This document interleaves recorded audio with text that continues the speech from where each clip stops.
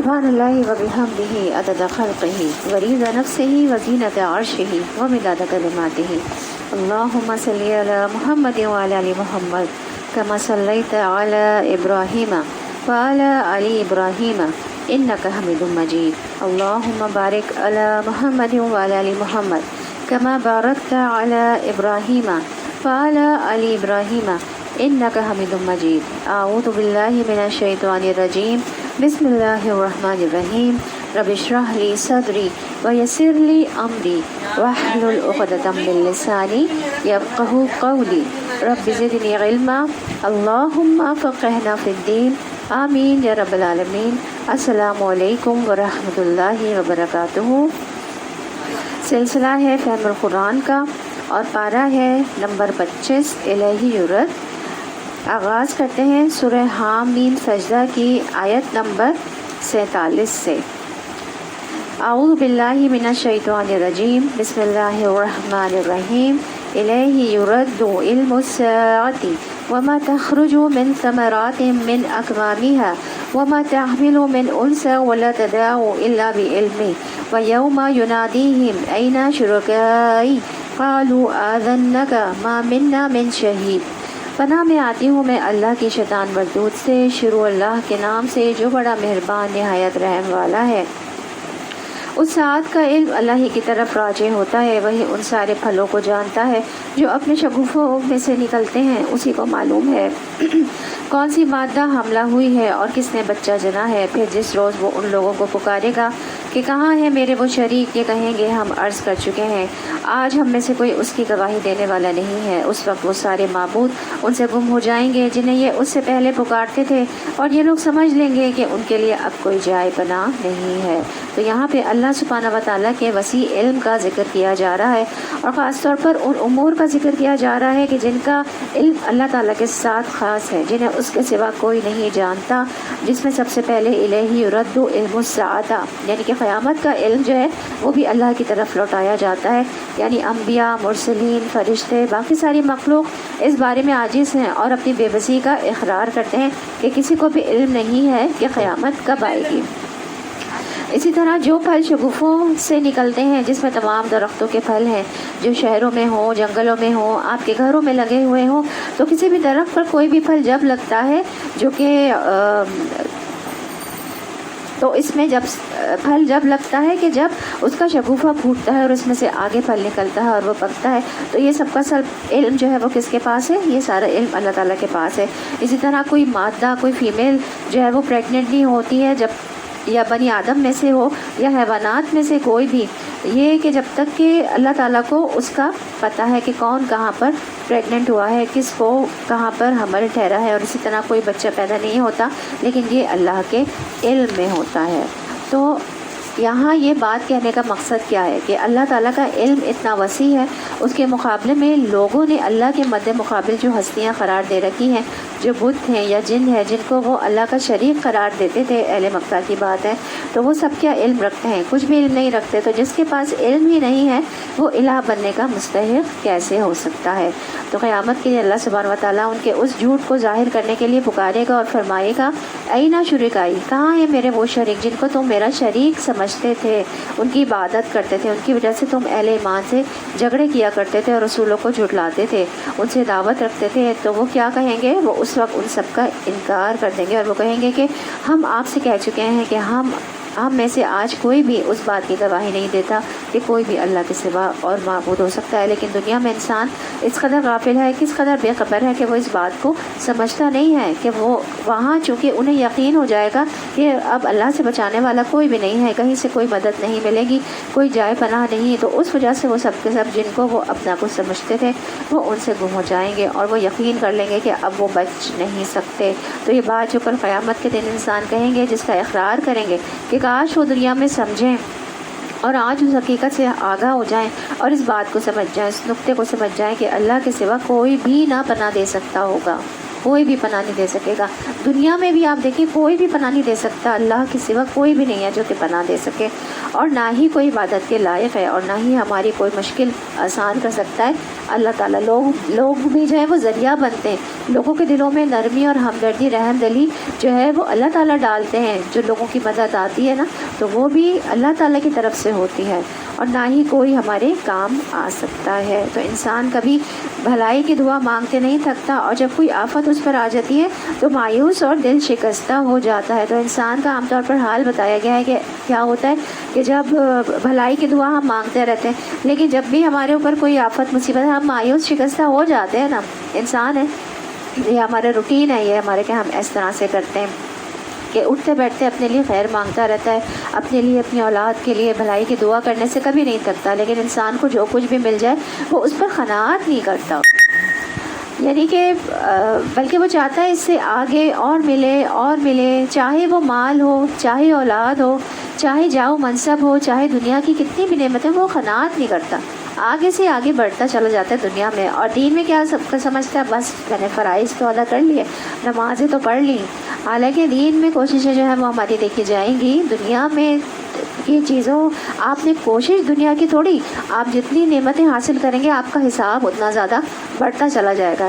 دنیا جو ہے وہ صرف ضرورت کی حد تک حاصل کرنا ہے کہ آپ کا کھانا پینا, آپ کی ضروریات جو ہیں وہ پوری ہو جائیں. دنیا اس حد تک ہے. آپ کا صحیح ہے, لوگ کوشش کرتے ہیں گھر بنا لیں, ایک گھر بنا لیں کافی ہے نا, ایک گھر, ایک سے زیادہ گھر بنانے کی مطلب کیا ضرورت ہے. یا اور ایک اچھے علاقے میں آپ رہ رہے ہیں, ایک نارمل آپ کی فیملی کے لحاظ سے نارمل آپ کے پاس ایک گھر موجود ہے, لیکن پیسہ ہے, آپ اس پیسے کو دین میں بھی تو لگا سکتے ہیں نا.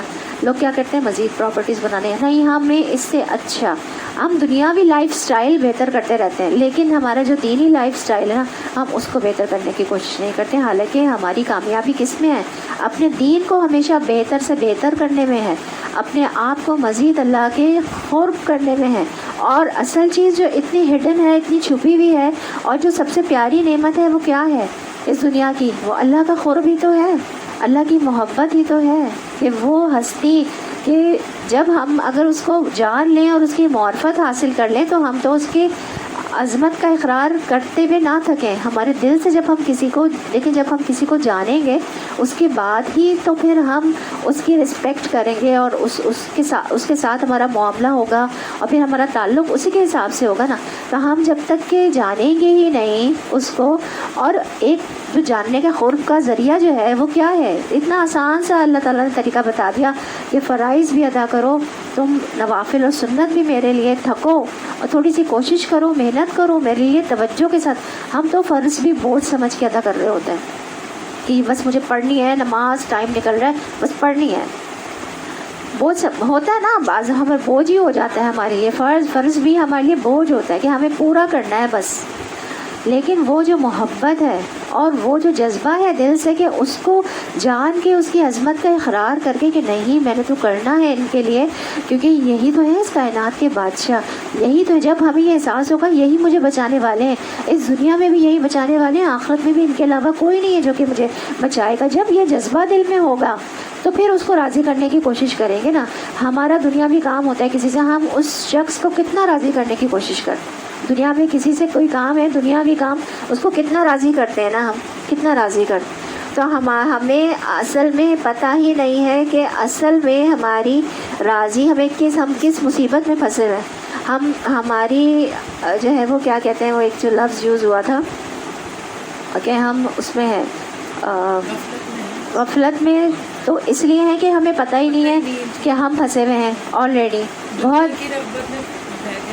ہاں ہماری جانیں جو ہیں وہ پھنسی ہوئی ہیں, ہمیں اندازہ ہی نہیں ہے کہ ہمیں کتنا بڑا آگے جا کے ہمیں حساب دینا ہے, کیونکہ ہم یقین نہیں رکھتے نا. وہی پھر چیز آ جاتی ہے آخرت کی, کہ آخرت پہ یقین نہیں ہے. کہ جب ہمیں یقین ہوگا کہ آخرت ہے, حساب ہے, تو ہم ایسی لائٹ لیتے ہیں اس کو کہ نہیں, ڈر نہیں ہے اور خوف بھی نہیں ہے, اور لائٹ لیتے. اور خوف کس وقت آئے گا, خوف جو ہمیں جو ہے وہ کس وقت آتا ہے, جب اللہ کے بارے میں ہمیں پتہ چلتا ہے, اس کا ادراک ہوتا ہے, جب اس کی عظمت کا احساس ہوتا ہے کہ وہ کتنا بڑا ہے, تب ہمارے دل میں خوف پیدا ہوتا ہے. جب ہم یقین کرتے ہیں اس کی ہر بات پر, اس کی ہر صفت پر ہم یقین کرتے ہیں. اس لیے کہتے ہیں کہ اللہ کے ناموں کو بھی ضرور پڑھنا چاہیے. اللہ کے ناموں اور اس کی صفات کو جان کر پھر ہمیں اندازہ ہوتا ہے کہ وہ کیا ہستی ہے. تو جب تک کہ ہم اس کے بارے میں جانیں گے نہیں، اس کی عظمت کا احساس ہمارے دل میں ہوگا نہیں، جب تک ہم اس کی بات پر یقین نہیں کریں گے، اس کے کلام پہ یقین نہیں کریں گے کہ جنت اور جہنم ہے اور وہ کیا چاہتا ہے. وہ اس کی رحمت ہے کہ ہمیں کہیں بھی پہنچا دے، اس کی رحمت ہے، لیکن وہ ہماری کوششیں دیکھے گا کہ اس بندے نے کوشش کتنی کی. لیکن ہمیں جو ہے وہ ہمارے اپنے گناہوں کی سزا مل کے ہم جنت میں آئیں گے، لیکن گناہوں کی سزا جو دوزخ سے راؤنڈ لگا کر آئیں گے تو وہاں پہ وہ ہماری داغ بھی لگ جائے گا نا، کہ جو دوزخ سے نکل کر پھر جنت میں جائیں گے ان کے ماتھے پہ ایک نشان لگا ہوگا، ان کو پھر تو جنت میں پہچان لیے جائیں گے وہاں پہ کہ یہ دوزخ سے راؤنڈ لگا کر آئے ہوئے. تو آپ دیکھیں وہاں پہ کیا رسوائی نہیں ہوگی، کیا جو وہاں کی رسوائی ہے قیامت کی اس وقت کی، آپ دیکھیں کہ کیا رسوائی ہوگی. اس وقت تو سب کچھ کھل کر آ جائے گا. آج تو ہم لوگ سب بنے بیٹھے ہوئے ہیں نا کہ اوپر ظاہری ہیں، لیکن اندر سے ہمارا کیا ہے یا اللہ تعالیٰ کے سوا کوئی بھی نہیں جان سکتا ہے. مگر جو ہی کہ سخت وقت گزر جانے کے بعد ہم نے اسے اپنی رحمت کا مزہ چکھاتے ہیں. یہ کہتا ہے کہ میں اسی کا مستحق ہوں اور میں نہیں سمجھتا کہ قیامت کبھی آئے گی، لیکن اگر واقعی میں اپنے رب کی طرف پلٹایا گیا تو وہاں بھی مزے کروں گا. حالانکہ کفر کرنے والوں کو لازماً ہم بتاتے رہیں گے کہ وہ کیا کر کے آئے ہیں اور انہیں ہم بڑے گندے عذاب کا مزہ چکھائیں گے. انسان کو جب ہم نعمت دیتے ہیں تو وہ منہ پھیرتا ہے اور اکڑ جاتا ہے، اور جب اسے کوئی آفت چھو جاتی ہے تو لمبی چوڑی دعائیں کرنے لگتا ہے. تو دنیا کی رونقوں میں پھر انسان ایسے غافل اور مدہوش ہوتا ہے کہ اپنے آخرت کے انجام کو بھول جاتا ہے. یہ اگر یہاں مل گیا ہے تو وہاں کیوں نہیں ملے گا. ہم یہ سوچتے ہیں کہ اگر ہمیں دنیا مل گئی تو اس کا مطلب اللہ راضی ہے. ابھی ہم نے کتنے اس بات کو یاد رکھی ہے اور اپنے، میں تو کہتی ہوں لکھ کے لگا لیجئے کہیں کہ اللہ راضی ہے اگر آپ سے، اور وہ خود دیتا ہے اگر آپ کو اپنا جوڑتا ہے دین سے، تو اس کا کیا مطلب ہے کہ وہ اگر آپ کے اندر ایمان ہے اور نیکی کرنے کی اگر توفیق ملی ہے تو اللہ آپ سے راضی ہو سکتا ہے، اس کا قرب آپ کو مل سکتا ہے. دنیا اگر مل رہی ہے تو یہ صاف نوٹ کر لیں، اپنے ذہنوں میں بٹھا لیں، دنیا اگر مل رہی ہے اس کا مطلب ہرگز نہیں ہے کہ اللہ تعالیٰ آپ سے راضی ہے یا خوش ہے. کیونکہ دنیا جو ہے وہ ہر ایک کو عطا کرتا ہے، وہ جن سے راضی ہوتا ہے ان کو بھی دیتا ہے اور جن سے نہیں ہوتا ان کو بھی دیتا ہے. اب ہمیں نہیں پتا کہ راضی ہے کہ نہیں ہے اگر دنیا مل رہی ہے ہمیں، لیکن اگر ہمیں دین مل رہا ہے تو اس کا مطلب یہ ہے کہ اللہ تعالیٰ راضی ہے ہم سے اور وہ اپنا قرب دینا چاہتا ہے. وہ چاہتا ہے کہ ہم اس میں اور آگے بڑھیں اور اس میں استقامت اختیار کریں. تو وہ لوگ جن کے پاس دین نہیں ہے، صرف دنیا ہی دنیا ہے، اور اکثر لوگ آپ کو 80% لوگ آپ کو یہ کہتے ہوئے ملیں گے بس اس کا کرم ہے، وہ دینی نہیں ہوتے. لیکن وہ کیا کہتے ہیں کہ وہ مطمئن ہوتے ہیں دنیاوی زندگی پر، مطمئن ہو جاتے ہیں کہ بس ہمیں دنیا تو مل گئی، اللہ راضی ہے. لیکن دنیا جنت میں نہیں پہنچیں گے اگر ہم دنیا کی زندگی پر راضی ہو گئے. اگر ہم دنیا کی زندگی پہ راضی ہو گئے تو بس ہمارے لیے دنیا ہی ہے، پھر آخرت میں نہیں ہے جنت. جو کوشش کرے گا اس کے لیے وہ ہے پھر اسٹیپ بائی اسٹیپ ہے. دیکھیں دنیا ادنا سے ہے، ادنا کہتے ہیں کمتر چیز کو، اور آخرت اس کے بعد ہے. اب جس نے دنیا حاصل کر لی ہے اس کو چاہیے اب بڑی چیز کے لیے کام کرے، آخرت کے لیے کام کرے. پہلے ہم فرسٹ کلاس میں پڑھتے ہیں، پھر ہم سیکنڈ میں جاتے ہیں، یا ایسا ہوتا ہے ہم ڈائریکٹ چھوٹے بچے کو، آپ 5 سال کے بچے کو 5th کلاس میں داخل کراتے ہیں، پہلے 1 میں جائے گا نا وہ، پھر اس کے بعد سیکنڈ میں، اسٹیپ بائی اسٹیپ ہے. تو دنیا پہلے ہے کہ دنیا آپ حاصل کریں، ضرورتاً جتنی ہے اتنی حاصل کریں. آپ دنیا مل گئی ہے آپ کو، اس کے بعد پھر آپ کو آخرت ہے، اس کے لیے بھی کوشش کرنی ہے. آپ نے مطمئن نہیں ہو جانا دنیا ملنے پر، آگے اسٹیپ اہیڈ آپ نے بڑھنا ہے. تو اللہ تعالیٰ وہی ہماری چیزوں کو دیکھے گا. تو یہاں انسان کی 2 خبیث صفات کا ذکر کیا جا رہا ہے کہ اگر اسے تکلیف پہنچتی ہے تو مایوس ہونے لگتا ہے، اور اگر انسان کو کوئی نعمت ملتی ہے، خوشحالی پہنچتی ہے، تو بھول جاتا ہے کہ اس انعام کس نے کیا. وہ خود تکبر کرنے لگتا ہے اور کہتا ہے کہ میں اس کا حقدار تھا. اکثر لوگ کیا کہتے ہیں، میں نے یہ کام کیا تھا تو مجھے یہ ملا ہے، صلہ ملا ہے. یا ہم اکثر یہی کہہ رہے ہوتے ہیں، دنیاوی چیزوں میں کہہ رہے ہوتے ہیں کہ بہت پیسہ آ رہا ہے لیکن ہم نے وہ نیکی کی تھی نا، اس کا صلہ ملا ہے ہمیں یہ. اور پھر یہ صفات اللہ نے ان لوگوں کو، وہ صرف اللہ کا فضل ہے، وہ کرم ہے جو کہ آپ کو مل رہا ہے. اس میں ہمارا، وہ سب کو دیتا ہے نا. پھر یہ بھی بات ذہن میں رکھیں کہ وہ سب کو دیتا ہے، وہ کافروں کو بھی تو دے رہا ہے نا. اگر آپ کو دنیا مل رہی ہے تو کافر بھی تو ہیں، اتنے اچھے حالات میں ہیں، وہ تو پھر مسلمان نہیں ہے، ان کو بھی تو دیکھیں، وہ تو دین ہی نہیں ہے ان کا، تو پھر ان کو بہتر حالات میں اللہ تو ان کو بھی دے رہا ہے. ہاں آخرت نہیں ہے ان کی. تو ہم اپنا دنیا مل رہی اگر اس میں موازنہ اگر کافروں سے ہی کر لیں تو پھر ہمیں یہ سوچنا چاہیے نا کہ بات یہ اس کی گارنٹی نہیں ہے اگر دنیا مل رہی. وہ ہے نعمتیں ہیں, نعمتوں کی پھر شکر گزاری ہے. اللہ کی اب نعمت ملی ہے دنیاوی تو اس کو سسٹین کیسے کرنا ہے, اس رب کا شکر ادا کر کے اس کو خود بھی صحیح طریقے سے فائدہ اٹھانا ہے اور دوسروں کے بھی استعمال میں لے کر آنا ہے. پھر حلال اور حرام ان تمام چیزوں کو خیال رکھتے ہوئے اور اسراف نہیں کرنا اور میانہ روی سے چلتے ہوئے, مطلب انسان جو ہے پورا جتنی بھی چیزیں آئی ہیں ان سب کو لے کر چلتے ہوئے پھر انسان کی جو ہے وہ شخصیت اور اس کا دین جو ہے نا وہ مکمل ہوتا ہے. مطلب اب اگر آپ اسراف کر رہے ہیں تو پھر آپ نے شکر گزاری نہیں کیا, آپ نے ضائع کر دیا نا اس کو. اسی طرح سے آپ کا پیسہ ہے, پیسوں کا حق ہے آپ کے پیسوں میں, غریب کا بھی حق ہے, مسکین کا بھی حق ہے, زکوٰۃ ہے اور صدقہ و فطر ہے اور دوسرے جو صدقات ہیں وہ ہیں. تو پھر ہمیں کیا کرنا ہے, ہمارے پیسوں میں اللہ تعالیٰ نے حصہ رکھا ہے غریبوں کا.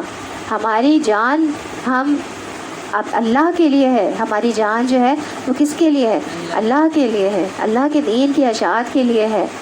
اللہ تعالیٰ ہم سب کو اس میں کامیابی عطا فرمائے, آمین.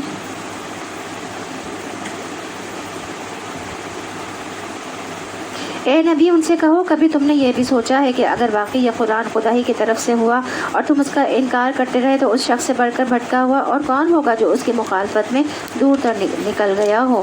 ان قریب ہم ان کو اپنی نشانیاں آفاق میں بھی دکھائیں گے اور ان کے اپنے نفس میں بھی, یہاں تک کہ ان پر یہ بات کھل جائے گی کہ یہ قرآن واقعی برحق ہے. کیا یہ بات کافی نہیں ہے کہ تیرا رب ہر چیز کا شاہد ہے؟ آگاہ رہو, یہ لوگ اپنے رب سے ملاقات میں شک رکھتے ہیں, سن رکھو وہ ہر چیز پر محیط ہے. عمر بن عبدالعزیز ممبر پر چڑھے, پھر اللہ کی حمد و ثنا بیان کی, پھر کہا اما بعد, اے لوگوں میں نے کسی نئے حکم کو جاری کرنے کے لیے تمہیں جمع نہیں کیا, لیکن میں نے اس معاملے میں غور کیا ہے کہ جس کی طرف تم لوٹ کر جانے والے ہو, جس سے تمہاری ملاقات ہونے والی ہے. پھر انہوں نے کہا کہ میں جان چکا ہوں کہ اس حکم کی تصدیق کرنے والا احمق ہے اور اس کی تکذیب کرنے والا ہلاک ہونے والا ہے. بس اتنا کہہ کر ممبر سے اتر گئے. تو ان کا یہ کہنا کہ اس کی تصدیق کرنے والا کہ اللہ سے ملاقات ہوگی کہنے والا احمق ہے, تو اس کا کیا مطلب ہے؟ یعنی جو اس کی تصدیق کرتا ہے پھر اسے چاہیے کہ اس جیسا عمل بھی کرے. ہم تصدیق کرتے ہیں نا, کلمہ پڑھا ہوا ہے نا ہم نے لا الہ الا اللہ محمد رسول اللہ, اتنی تیاری بھی کرے. یعنی جس درجے کی ہستی سے ملاقات ہے, بہت عام لوگ کہتے پھرتے ہیں لیکن تیاری نہیں ہوتی ہماری نا. جس درجے کی ہستی سے ملاقات ہے پھر اس کی تیاری بھی مطلوب ہے, لیکن وہ ویسا عمل نہیں کرتا اور نہ ہی اس سے ڈرتا ہے اور نہ ہی اس کی ہولناکی سے خوف کھاتا ہے. حالانکہ وہ اس کی تصدیق بھی کرتا ہے, اس کے واقع ہونے کا یقین بھی رکھتا ہے, اس کے باوجود اپنے کھیل, غفلت, خواہشات, گناہوں پر اڑتا ہے.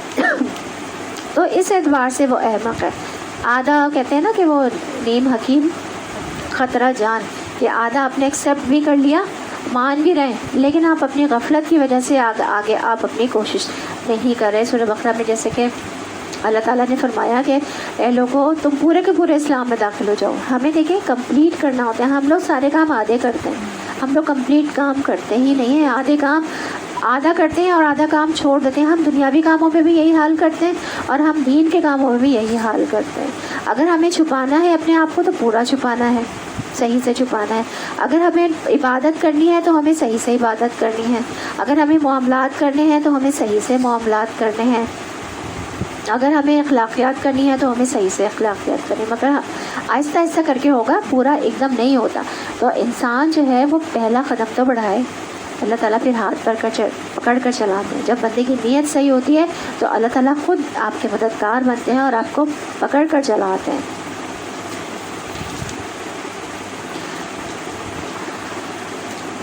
تو اس سے کیا پتہ چلتا ہے کہ سمجھدار اور عقلمند لوگ کون ہیں؟ جو اللہ کی ملاقات کی تیاری کرتے ہیں, جو یقین بھی رکھتے ہیں اور پھر تیاری کرتے ہیں. عمل صرف یقین رکھنے سے کچھ نہیں ہوگا, صرف کلمہ پڑھنے سے کچھ نہیں ہوگا. عمل کر کے اس کے لیے چھوٹے چھوٹے بھی جو عمل کیا کریں تو کہا کریں یا اللہ یہ عمل صرف اور صرف تیرے لیے کر رہی ہوں. پھر وہ نیت بھی آ جاتی ہے نا ہماری, وہ شعر کو توحید جو ہم نے پہلے بھی پڑھا تھا کہ اگر نیت نہیں ہے میری, اللہ کو راضی کرنے کی نیت نہیں ہے, میرے ذہن میں یہ ہے ہی نہیں بات. ایون نماز پڑھتے ہوئے بھی اگر آپ سوچ لیں گے کہ میں اللہ تعالیٰ تجھے راضی کرنے کے لیے یہ نماز پڑھی ہوں تو وہ پھر اللہ کے لیے ہو. لیکن ہم تو صرف یہ سوچ رہے ہوتے ہیں کہ نا بس نیت ہی نہیں ہوتی ہماری, ہم مطلب حاضر ہی نہیں ہوتے ہیں. ہمارا دماغ اتنا دنیاوی کاموں میں الجھا ہوتا ہے. اسی لیے کہتے ہیں کہ اپنی دنیاوی مصروفیات کو کم کریں. جب ہم دنیاوی مصروفیات کو اپنی کم کریں گے تو اس کے بعد پھر ہم اس قابل ہوں گے نا کہ ہم دین میں عبادات میں فوکس کر سکیں. جب ہم کھانے بنانے میں ہی اتنا زیادہ فوکس کریں گے, جب ہم گھر کی صفائیوں میں ہی سامان جب اتنا جمع کر لیں گے تو ہم گھر کی صفائیوں میں ہی لگ جائیں گے. جب ہم کھانے اتنے بنائیں گے اتنے ہی برتن بھریں گے اور اتنے ہی ہمیں ٹائم لگانا پڑے گا برتنوں کو دھونے میں. چلو کبھی بنا لیا, ہفتے میں ایک دفعہ بنا لو, 15 دن میں ایک دفعہ بنا لیں, ٹھیک ہے, لیکن روز تو کوشش کریں. یہ مہینہ عبادت کا ہے تو ہمیں سادگی ہی اختیار کرنی ہے. اور نہیں تو ٹائم سیو کرنے کے لیے بازار سے بھی آج کل تو مل جاتا ہے. اچھا بازار سے بھی آپ منگوا سکتے ہیں. ہاں مہینہ ہے نا, عبادت پہ ٹائم گزارے. لیکن میں نے اکثر دیکھا ہے, آپ دیکھیں کہ ٹی وی پر بھی یہی, ہمارا میڈیا بھی یہی کرتا ہے, لوگوں کو عبادت کے بجائے وہ اسی چیز میں لگا دیتا ہے, کھانے پکانے میں لگا دیتا ہے. ٹھیک ہے, اس میں تو زیادہ یہ پہلے بھی ہم نے پڑھا تھا کہ یہ شہر الطعام نہیں ہے, یہ شہر الصیام ہے, روزہ رکھنے کا مہینہ ہے. یہ اپنے آپ کو بھوکا رکھنے کا مہینہ ہے, اپنے آپ کو کنٹرول کرنے کا مہینہ ہے. تو ہم تو زیادہ تر یا تو پہلے سے تیاریاں آدھی کر کے آپ فریز کر کے رکھ لیں, کچھ ایسی کہ کوئی آپ کی ریسیپیز بن جائے. لیکن میں نے تو دیکھا ہے ایسے خواتین کو کہ بہت ٹائم ویسٹ کرتے ہیں, بہت ٹائم ویسٹ کرتے ہیں. ہاں کچن میں رہتے ہیں, ٹائم نہیں. ہاں تو وہ ہم نے کیا ہے نا, کون کرے گا صحیح آ کے, کوئی دوسرا کرے گا آ کے نہیں. یہ پہنچا دیا, یعنی اللہ نے مدد کی نا, یہ پہنچا دیا. جب یہ یاد دہانی آ گئی ہے آپ کے پاس تو پھر ہم ہی صحیح کر سکتے ہیں. اپنے آپ کو صحیح کرنے کی اپنے لیے دعا کریں. اپنے لیے جو کام نہیں کر پاتے نا آپ, اور اپنے آپ کو گلٹ کرتے ہیں کہ ہم یہ نہیں کر پا رہے, اس کے لیے دعا کیا کریں اللہ تعالیٰ سے, اللہ تعالیٰ تو کرا لے مجھ سے یہ کام, مجھ سے نہیں ہو رہا ہے. اللہ تعالیٰ آپ دیکھیں گے کچھ آپ ہو جائے گا, وہ کام ہو جاتا ہے. جب آپ کوئی اپنے آپ کو قرض کرتے ہیں نا کبھی کہ میں نہیں کر پا رہی ہوں یہ کام اور میں زیادہ ٹائم یہاں ویسٹ کر رہی ہوں, ہم کوشش کے باوجود ہم نہیں صحیح کر پاتے, فوراً دعا کریں اللہ تعالیٰ سے. اللہ تعالیٰ آپ کی ہمت بنا دیں گے, آپ کو ہمت دیں گے, طاقت دیں گے, اور آپ کیونکہ بہت زیادہ مدد کریں گے. وہ ہم نے پڑھا نا فرشتوں کے ذریعے بھی مدد کرتے ہیں, فرشتے وسپر کرتے ہیں آ کے, آپ کو موٹیویشن ہو جائے گی, کہیں نہ کہیں آپ کا دل ہٹ جائے گا, آپ وہ کام چھوڑ دیں گے, آپ عبادت کی طرف کریں گے. تو اللہ کی مدد تو پھر اس کائنات کا بادشاہ ہے نا, اس سے مدد مانگیں گے تو وہ مدد نہیں کرے گا کیا؟ اور پھر اسی کے دین پر عبادت پہ جو ہے وہ کرنے کے لیے مدد مانگ رہے تو وہ کیوں نہیں مدد کرے گا؟ وہ تو ضرور اپنے بندوں کو ویلکم کرتا ہے جو کہ اس کی طرف آتے ہیں. ایک قدم چل کر آتے ہیں تو وہ دوڑ کر آتا ہے آپ کی طرف, تو آپ اس کی طرف توجہ تو کریں, اس کی طرف ہاتھ تو بڑھائیں, اس سے مانگے تو صحیح. ہم بس یہی کہتے ہیں کہ ہم یہ نہیں کر پا رہے, ہم مدد نہیں مانگتے اس سے, تو ہمیں ہر وقت ہر لمحے جو ہے وہ اس سے مدد مانگنی ہے. پھر ہم کہتے ہیں, پھر ہم چاہتے بھی نہیں ہیں اتنی زیادہ عبادت کرنا, کہ اول تو ہماری سوچیں ہی صحیح نہیں ہے, ہمارے کانسیپٹ ہی صحیح نہیں ہے, ہم چاہتے ہی نہیں ہیں کہ ہم اتنے زیادہ عبادت گزار کہلائیں, لوگ ہم سے الگ ہو جائیں گے. اکثر لوگ کی یہ کانسیپٹ ہوتا ہے کہ ہم زیادہ نہیں کریں گے, کوئی کر بھی رہا ہوتا ہے اس کو کہتے ہیں تو پاگل ہے, بیوقوف ہے, کہ یہ کیوں کر رہا ہے, اتنی عبادت کیوں کر رہا ہے, اتنا کیوں کر رہا ہے. ہاں لوگ جو دین کا بھی زیادہ کام کر رہے ہوتے ہیں نا ان کو بھی کہتے ہیں کہ یہ تو پاگل ہے, کہ یہ کیوں اتنا کر رہے ہیں, بس فرائض کی ادائیگی ہے اور بس سب یہ سب کہتے ہیں, اکثر لوگ کہتے ہیں. تو وہ بننا ہی نہیں چاہتے ہیں. تو جب تک جذبہ ہی نہیں ہے نا کہ آگے کرنے کا, ایک تو جذبہ بھی ہونا چاہیے نا دل میں. ہاں پھر اگر آپ پھر لوگوں کی پرواہ بھی نہیں کرنی نا ہم نے, لیکن ہم لوگوں کی بھی پرواہ کرنی, دنیا والے کیا کہیں گے اگر ہم اتنا, تو لوگ تو ہم سے دنیا چھوٹ جائے گی. ہمیں خوف کیا ہوتا ہے, ہم سے دنیا چھوٹ جائے گی, لوگ نہیں ہم سے ملیں گے. تو آپ کو نئے لوگ آ جائیں گے آپ کے پاس, دین والے آ جائیں گے, آپ کے جو صحیح لوگ ہیں, صالح لوگ ہیں, پھر ان سے آپ دوستیاں بڑھائیں, کیونکہ وہ بہتر ہے. پھر وہی متقی لوگ ہیں تو پھر قیامت میں بھی ہمارے ساتھ ہوں گے نا, آخرت میں وہی لوگ ہمارے ساتھ ہوں گے.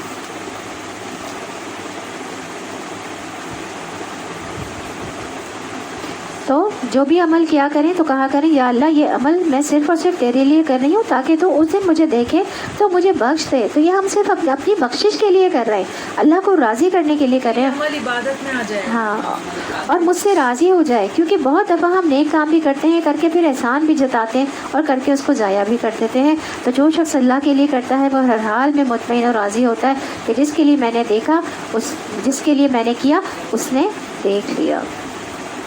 یہاں پہ ہماری سورہ حامیم سجدہ مکمل ہوئی. اب شروع ہوتی ہے سورہ شعراء. بسم اللہ الرحمن الرحیم. حامیم عین سین قاف کذالک یوحی الیک وإلی الذین من قبلک اللہ العزیز الحکیم۔ پناہ میں آتی ہوں اللہ کی شیطان مردود سے۔ شروع اللہ کے نام سے جو بڑا مہربان نہایت رحم والا ہے۔ حامیم عین سین قاف۔ اسی طرح اللہ غالب و حکیم تمہاری طرف اور تم سے پہلے گزرے ہوئے رسولوں کی طرف وحی کرتا رہا ہے۔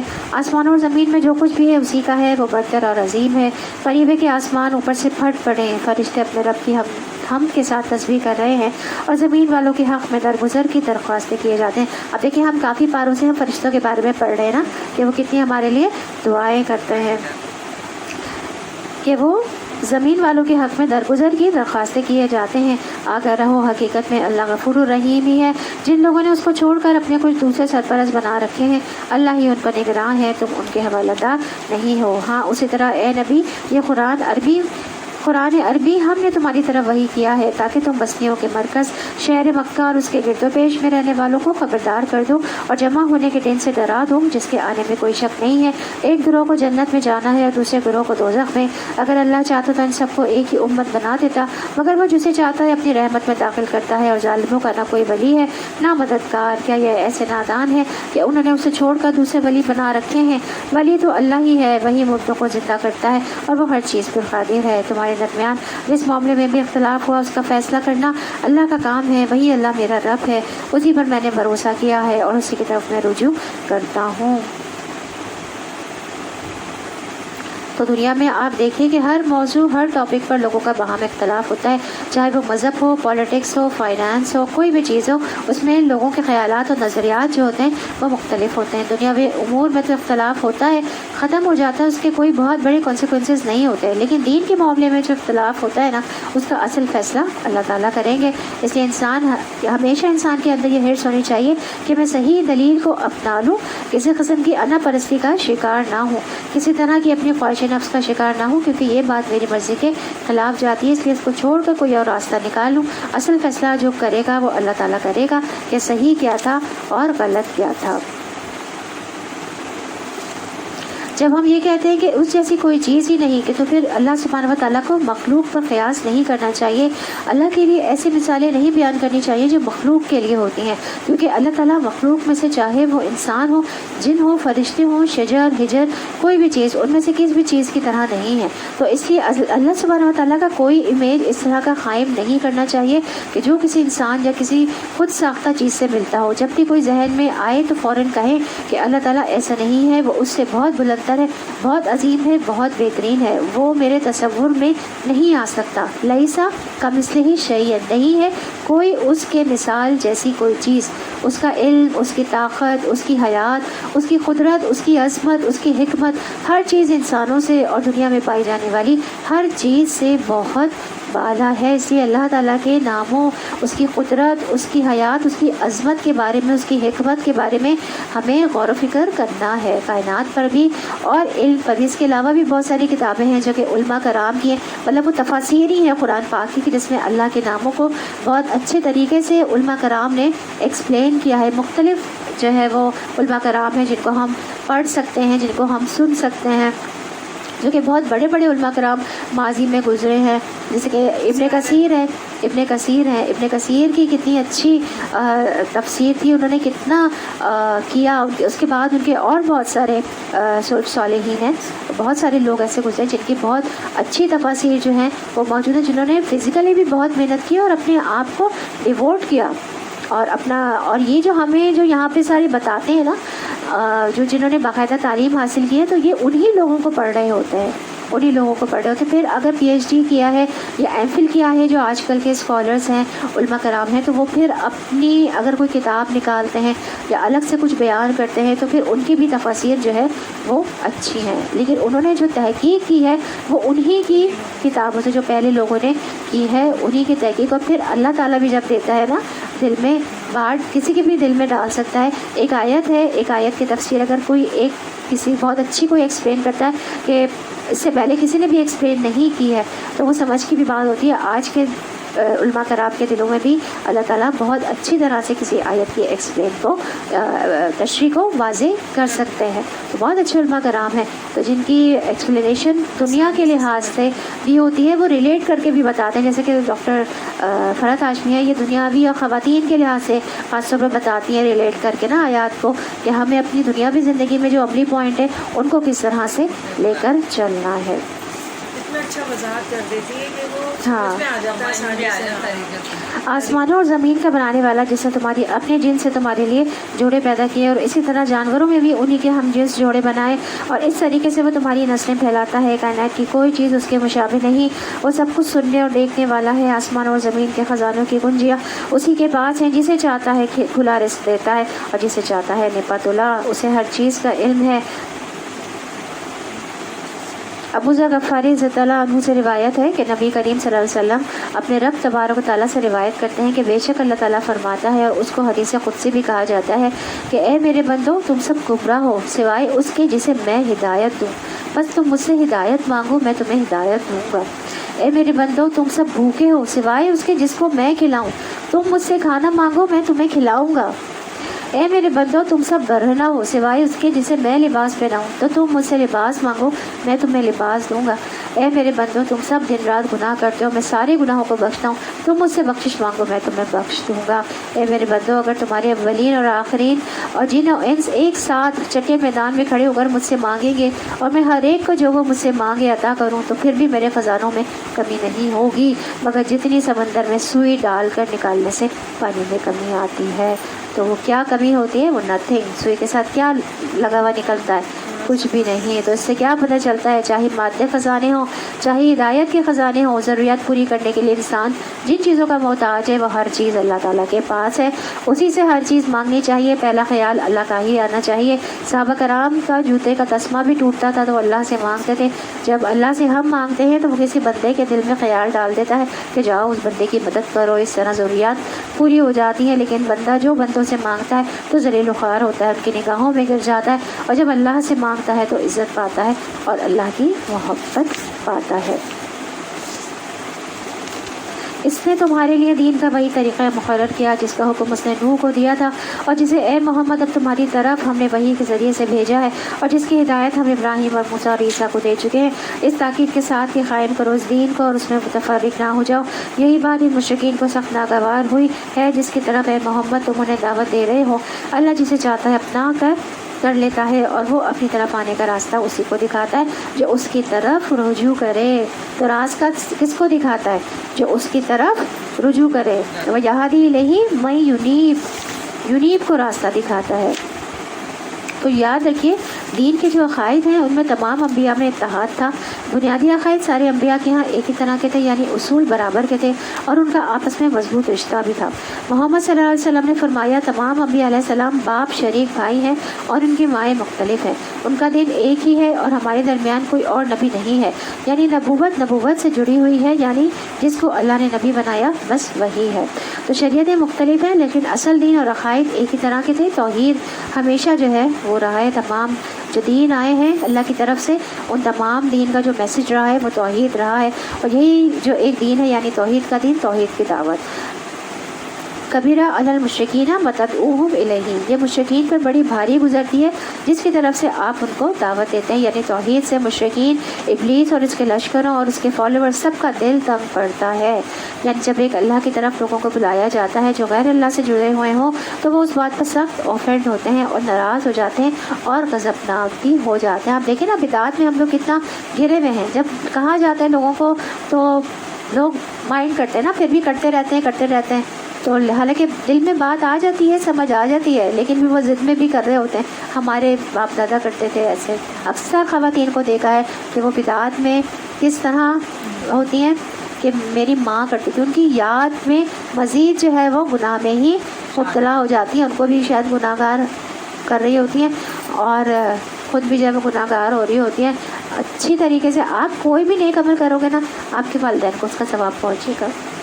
کوئی بھی نیک عمل کرے، آپ قرآن پڑھ رہے ہیں، آپ نیکی کا کوئی کام کر رہے ہیں، خیر کا کوئی کام کر رہے ہیں، ہاں یہ ہے کہ آپ ان کے نام سے بھی کر دیں گے، اگر کہ میں ان کے نام سے یہ کھانا کسی کو دے رہی ہوں، یا ان کے نام سے یہ قرآن پڑھنے کا یہ ہے عبادت کا، جو قرآن پڑھنے کا اس کا یہ ہے، تو آپ پہنچائیں یا نہ پہنچائیں ان کو نام لے کے، وہ پہنچے گا، ڈیفینیٹلی پہنچ جائے گا ثواب۔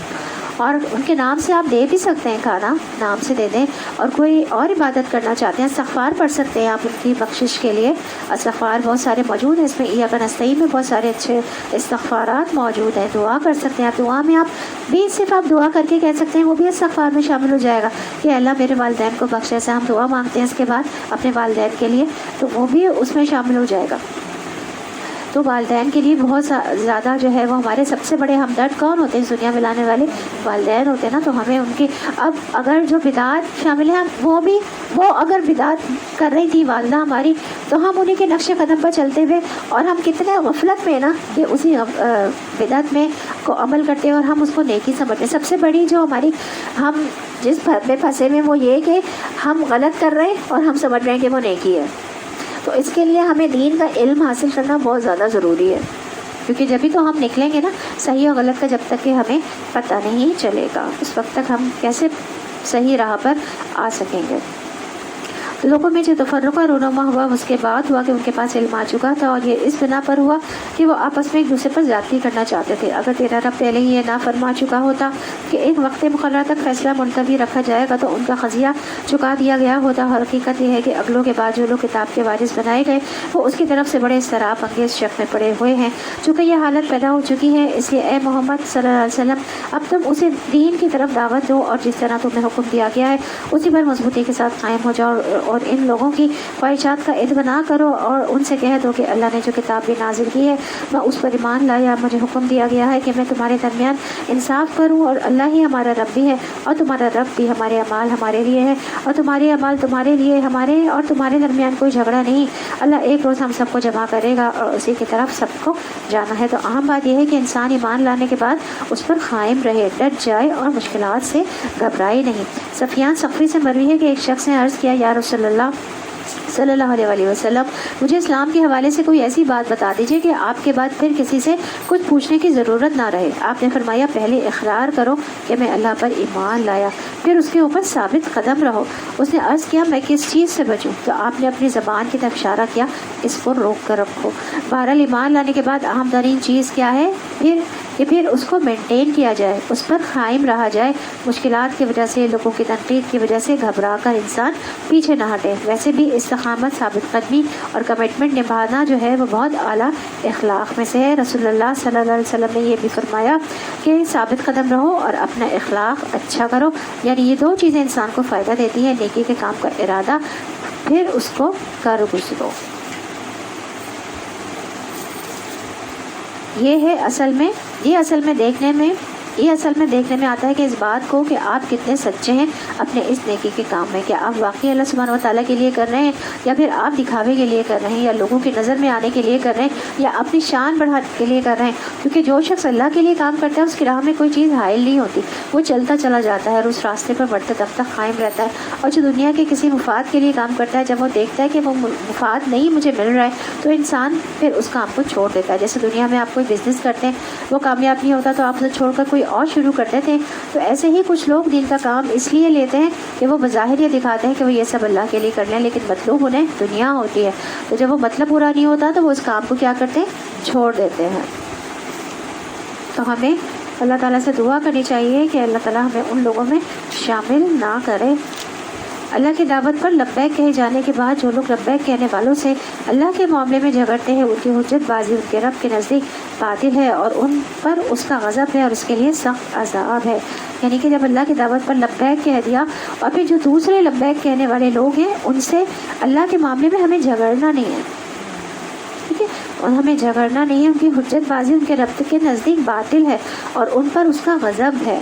تو اس لیے ہمیں ایک دوسرے کی عزت اور احترام کے ساتھ ایک دوسرے کے ساتھ چلنا ہے، طریقے سے بتا دینا ہے بات جو آپ کو غلط لگتی ہے، اور وہ آپ بتا دیں جو قرآن کی آیات کے حوالے سے، حدیث کے حوالے سے وہ بات غلط جو ہے، باقی اللہ کا کام ہے کہ وہ ہدایت دیتا ہے کہ نہیں دیتا، وہ اللہ ہی ہے جس نے حق کے ساتھ یہ کتاب اور میزان نازل کی ہے۔ اور تمہیں کیا خبر شاید کہ فیصلے کی گھڑی قریبی آ لگی ہو۔ جو لوگ اس کے آنے پر ایمان نہیں رکھتے تو وہ اس کے لیے جلدی مچاتے ہیں، مگر جو اس پر ایمان رکھتے ہیں وہ اس سے ڈرتے ہیں اور جانتے ہیں کہ یقیناً وہ آنے والی ہے۔ خوب سن لو، جو لوگ اس گھڑی کے آنے میں شک ڈالنے والی بحثیں کرتے ہیں وہ گمراہی میں بہت دور نکل گئے ہیں۔ تو مومن کا جو موت سے ڈر ہوتا ہے وہ مختلف ہوتا ہے۔ وہ کس بات سے ڈرتا ہے کہ ابھی میں نے کچھ کیا نہیں ہے، پتہ نہیں میرے ساتھ کیا ہوگا، کیونکہ تھوڑی سی بھی عقل رکھنے والے انسان قیامت کو ماننے میں کوئی دیر نہیں لگاتا ہے۔ بالکل لاجک سی بات ہے کہ اس دنیا میں انسان کے اعمال کا بدلہ مل ہی نہیں سکتا، چاہے اچھے کرے یا برے کرے۔ اگر کوئی برا کرتا ہے تو اس کے برائی کا بھی بدلہ اس دنیا میں نہیں مل سکتا، اگر کوئی اچھا کرتا ہے تو اچھے اعمال کا بھی بدلہ اس کو یہاں نہیں ملے گا، اس کو آخرت میں ملے گا۔ مثلا ایک شخص ایک کتاب لکھتا ہے، وہ اس کتاب کو $20,000 میں سیل کرتا ہے، لیکن اس سے جو لوگ پڑھ کر فائدہ اٹھاتے ہیں وہ ان میں سے ہر ایک مثلا 20,000 کما لیتا ہے۔ کتاب جس نے لکھی ہے اس کو تو ملے ہیں صرف 20,000، اور آگے اتنے بے شمار لوگ 20,000 کما رہے ہیں، تو اس کو پورا حق نہیں ملا نا جس نے شروع کیا۔ تو یہ حق کہاں سے مل سکتا ہے؟ آخرت میں ہی ملے گا نا۔ اسی لیے آپ نے کوئی نیکی کی بات بتائی کسی کو، آپ نے ایک سلسلہ شروع کیا، آپ نے کسی کو بتایا، پھر وہ آگے بتائے گا، پھر وہ آگے بتائے گا، پھر وہ آگے بتائے گا، تو جب تک وہ لوگ نیکیاں کرتے رہیں گے ایک شخص کی بتائی ہوئی تو وہ اس کو اس وقت تک کا ثواب ملتا رہے گا۔ اس لیے دین کی یہ اچھی باتوں کے جو کام ہے نا یہ زیادہ سے زیادہ کرنے چاہیے۔ یہی تو کہلاتا ہے کیا کہلاتا ہے یہ صدقہ جاریہ، کہ جو جاری رہتا ہے ایک انسان سے دوسرے انسان تک، نسلوں سے نسلوں تک آگے جاری رہتا ہے اور آپ کو اس کا ثواب پہنچتا رہتا ہے۔ تو اس لیے ہمیں کوشش کرنی چاہیے اپنے لیے ہم کوئی نہ کوئی ایک صدقہ جاریہ ضرور بنا کے جائیں۔ دیکھیں ہمیں پتہ نہیں اولاد ہوتی ہے صدقہ جاریہ، ہم بہت محنت کرتے ہیں اس کے لیے، لیکن ہمیں کچھ نہیں پتہ۔ ہمیں اپنے لیے کوشش کرنی چاہیے ہم خود سے بھی کوئی انتظام ایسا کریں صدقہ جاریہ کا، کہ کوئی ایسی علم کی بات، کوئی ایسی کتاب، کوئی ایسا ڈونیشن ہم دے کر جائیں کہیں پر، کسی ایسے ادارے میں کچھ ایسا قائم کر کے جائیں۔ کوشش ہو کہ ہم کچھ ایسا قائم کر کے جائیں، کچھ ایسا مدرسہ یا اس میں کچھ ایسے ہم اپنا اماؤنٹ ڈال کر جائیں، کسی بچے کو ایسے پڑھا دیں جو کہ دین کا علم سیکھ رہا ہو، اس کو اسپانسر کرتے ہیں اگر ہم، تو وہ ہمارے لیے صدقہ جاریہ بن جائے گا۔ پھر وہ جو دین کا علم کیا، پھر وہ کتنے اسٹوڈنٹس کو پڑھائے گا، پھر وہ اسٹوڈنٹ آگے پڑھائیں گے، تو جب تک یہ سلسلہ چڑھتا رہے گا صدیوں تک، تو وہ چیز پھر تو علم جو ہے نا بہت بڑھتا ہے۔ آپ جتنا بتائیں گے آگے، وہ لوگ پھر آپ کے صدقہ جاریہ بڑھتے چلے جاتے ہیں۔ تو یہ چیز جو ہے نا بہت زیادہ علم کو حاصل کرنا، علم والوں کے لیے کام کرنا، اپنا پیسہ ان پہ لگا دینا، تو وہ پھر صدقہ جاریہ۔ اور اللہ کے یہاں کسی چیز کی کمی نہیں ہے۔ اللہ تعالیٰ کہتے ہیں میں نے اس کو جتنا دیا ہے اس کو بھی تمہیں بھی اتنا ہی دوں گا جس نے اس پہ پیسہ لگایا ہے، اس کو تو ملے گا، اس میں سے اجر میں سے کوئی کمی نہیں ہوگی، اس کا بھی اتنا ہی ہو جائے گا اس کو بھی۔ تو اللہ تعالیٰ کسی کے ایک میں سے کم کر کے دوسرے کو نہیں دے دیتے، وہ کیا کرتے ہیں اس کو بھی اتنا ہی ملٹیپلائی کر دیتے ہیں۔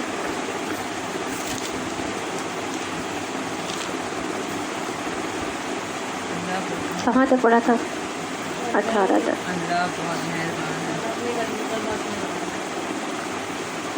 اللہ اپنے بندوں پر بہت مہربان ہے، جسے جو کچھ چاہتا ہے دیتا ہے، اور وہ بڑی قوت والا زبردست ہے۔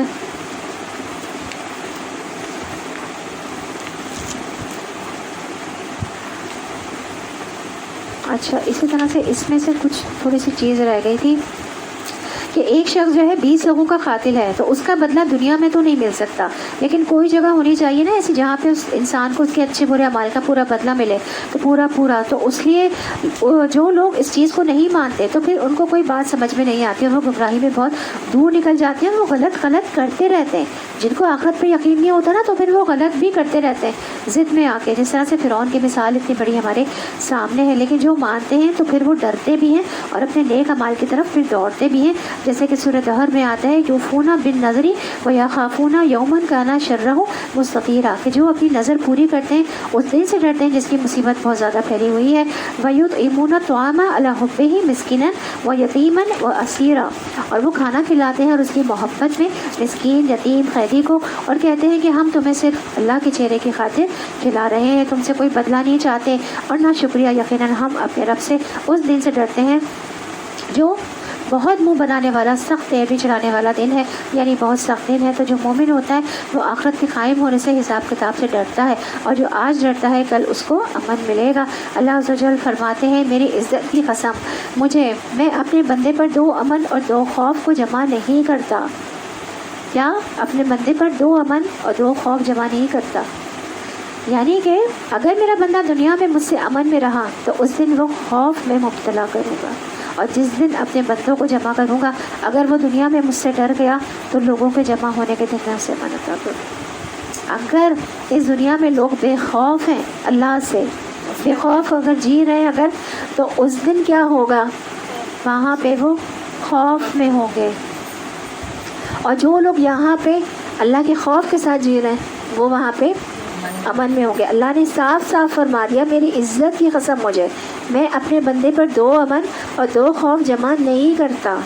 یعنی ایک اس دنیا میں اگر خوف ہے اللہ کا تو وہاں پہ اللہ کا خوف نہیں ہوگا، اور اگر یہاں بے خوفی ہے تو وہاں پہ اللہ کا خوف ہوگا، اور پھر ہیبت ہوگی اللہ کی، اور اس کی ظاہر ہے جو سزا ہوگی اس کی طرف سے، اس کا عذاب جو ہوگا وہ بھی ہوگا۔ تو اللہم لا تخزنی یوم القیامت، اللہ مجھے قیامت کے دن رسوا نہ کرنا۔ دنیا میں بھی انسان کو اپنی رسوائی کا بہت ڈر ہوتا ہے، لیکن دنیا میں انسان کے جاننے والے چند محدود ہی ہوتے ہیں۔ کوئی رسوائی اور بے عزتی بھی ہوئی بھی تو چند لوگوں کے سامنے ہوتی ہے، لیکن اس دن کی رسوائی تو پورے انسانوں کے سامنے ہوگی۔ اسی طرح قیامت کے دن کی تنگی سے بھی بچنے کی دعا کرنی چاہیے۔ اللہم انی اعوذ بک من ضیق الدنیا و ضیق یوم القیامت۔ یہ جو دعا ہے بہت اچھی ہے، تہجد میں پڑھتے تھے نبی کریم صلی اللہ علیہ وسلم سے 10 مرتبہ۔ وہ میں نے پہلے روزے کو ایک استاذہ کا وہ شیئر کی تھی ویڈیو، اس میں جو ہے وہ 10 دفعہ جب ہم اٹھتے ہیں تہجد کے لیے نبی کریم صلی اللہ علیہ وسلم وہ پڑھا کرتے تھے۔ ہاں، اور یہ 10 دفعہ یہ والی دعا بھی تھی، اللہم انی اعوذ بک من ضیق الدنیا، یعنی دنیا کی تنگی سے بھی اللہ تعالیٰ ہمیں بچائے اور آخرت کی تنگی سے بھی بچائے۔ اے اللہ میں تیری پناہ میں آتا ہوں دنیا کی تنگی سے اور قیامت کے دن کی تنگی سے۔ تو جن لوگوں کو جتنے تنگ جگہوں پر جانے کا ایک ڈر سا ہوتا ہے ان کو بھی یہ دعا پڑھنی چاہیے تاکہ ان کی گھبراہٹ دور ہو۔ تنگ جگہوں پر جانے کا کسی کو ڈر و خوف ہوتا ہے بعض لوگوں کو، تو ان کو یہ دعا پڑھنی چاہیے۔ اللہ لطیف ہے، اللہ اپنے بندوں پر بہت مہربان ہے، لیکن مہربانیوں کے انداز کیا ہیں؟ اس سے مراد یہ ہے کہ اللہ تعالیٰ وہ ذات ہے جو تھوڑے عمل کو قبول کر کے بہت بڑی جزا دیتا ہے۔ اسی طرح وہ جو ٹوٹے ہوئے دلوں کو جوڑتا ہے اور مشکلوں کو آسان کرتا ہے، وہ جو اپنی نافرمانی کرنے والے کو جلد سزا نہیں دیتا اور امید رکھنے والے کو نامراد نہیں لوٹاتا، وہ ہستی جو اپنے ماننے والے کو خالی ہاتھ نہیں لوٹاتی، امید رکھنے والے کو مایوس نہیں کرتا، وہ جو غلطیوں کو معاف کرنے والا ہے اور معاف کرنا پسند کرتا ہے۔ یہ جو میں نے آیت پڑھی ہے نا یہاں پہ، اللہ لطیف بعبادہ یرزق من یشاء وہو القوی العزیز، کہ اللہ اپنے بندوں پر بہت مہربان ہے، اسی کی یہ تشریح کی جا رہی ہے کہ اللطیف وہ ہستی ہے جو اس پر بھی رحم کرتا ہے جو خود اپنے آپ پر رحم نہیں کرتا اور جو خود اپنا بھلا نہیں سمجھتا، اور پھر وہو القوی العزیز، اور وہ قوت والا ہے، غلبے والا ہے۔ یعنی اللہ سبحانہ و تعالیٰ قوی اور عزیز ہونے کے باوجود اللطیف بھی ہے، یعنی جس کے اندر عموماً قوت ہوتی ہے یا غلبہ ہوتا ہے وہ زیادہ مہربان نہیں ہوتا، اس کے اندر سختی آ جاتی ہے کیونکہ وہ اپنی اتھارٹی کو ایگزیکیوٹ کرنا چاہتا ہے۔ لیکن اللہ سبحانہ و تعالیٰ بندوں پر انتہائی مہربان ہے اور ہر چیز پر قوت رکھتے ہیں۔ تو جو کوئی آخرت کی کھیتی چاہتا ہے اس کی کھیتی کو ہم بڑھاتے ہیں، اور جو دنیا کی کھیتی چاہتا ہے اسے دنیا ہی میں ہم دے دیتے ہیں، مگر آخرت میں اس کا کوئی حصہ نہیں ہے۔ دیکھیں کتنا صاف صاف اس میں لکھا ہوا ہے کہ کیا یہ لوگ کچھ ایسے شریک خدا رکھتے ہیں جنہوں نے ان کے لیے دین کی نوعیت رکھنے والا ایک ایسا طریقہ مقرر کر دیا ہے جس کا اللہ نے اذن نہیں دیا۔ اگر فیصلے کی بات طے نہ ہوتی تو ان کا قضیہ چکا دیا گیا ہوتا۔ یقیناً ان ظالموں کے لیے دردناک عذاب ہے۔ تم دیکھو گے یہ ظالم اس وقت اپنے کیے کے انجام سے ڈر رہے ہوں گے اور وہ ان پر آ کر رہے گا، بخلاف اس کے کہ جو لوگ ایمان لے آئے ہیں اور جنہوں نے نیک عمل کیے ہیں وہ جنت کے گلستانوں میں ہوں گے، اور جو کچھ بھی وہ چاہیں گے اپنے رب کے ہاں پائیں گے۔ یہی بڑا فضل ہے، یہ ہے وہ چیز جس کی خوشخبری اللہ اپنے بندوں کو دیتا ہے جنہوں نے مان لیا اور نیک عمل کیے۔ اے نبی صلی اللہ علیہ وسلم ان لوگوں سے کہہ دو کہ میں اس کام پر تم سے کسی اجر کا طالب نہیں ہوں، البتہ قرابت کی محبت ضرور چاہتا ہوں۔ تو جو کوئی بھلائی کمائے گا ہم اس کے لیے اس بھلائی خوبی کا اضافہ کر دیں گے، بے شک اللہ بڑا درگزر کرنے والا اور قدردان ہے۔ تو ہمیں فکر ہونی چاہیے کہ نیک عمل کرنے کی، اور جو نیک عمل پتہ چل جائے اس پر ہمیں نیک عمل کرتے چلے جانا چاہیے۔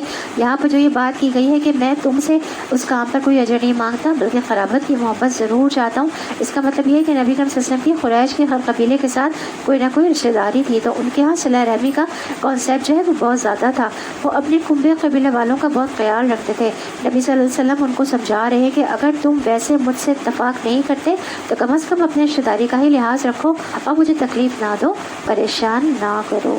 بہت زیادہ ان کے خلاف ہو گئے تھے نا. وہ ہم نے جو سورت تبت یدا ابی لہب وہ تب پڑھی تھی کہ جو اس کے بارے میں ابو لہب کے بارے میں جو تھی کہ کس طرح سے رشتہ دار تھے, چچا تھے ان کے, کس طرح سے وہ تنگ کیا تھا ان کو.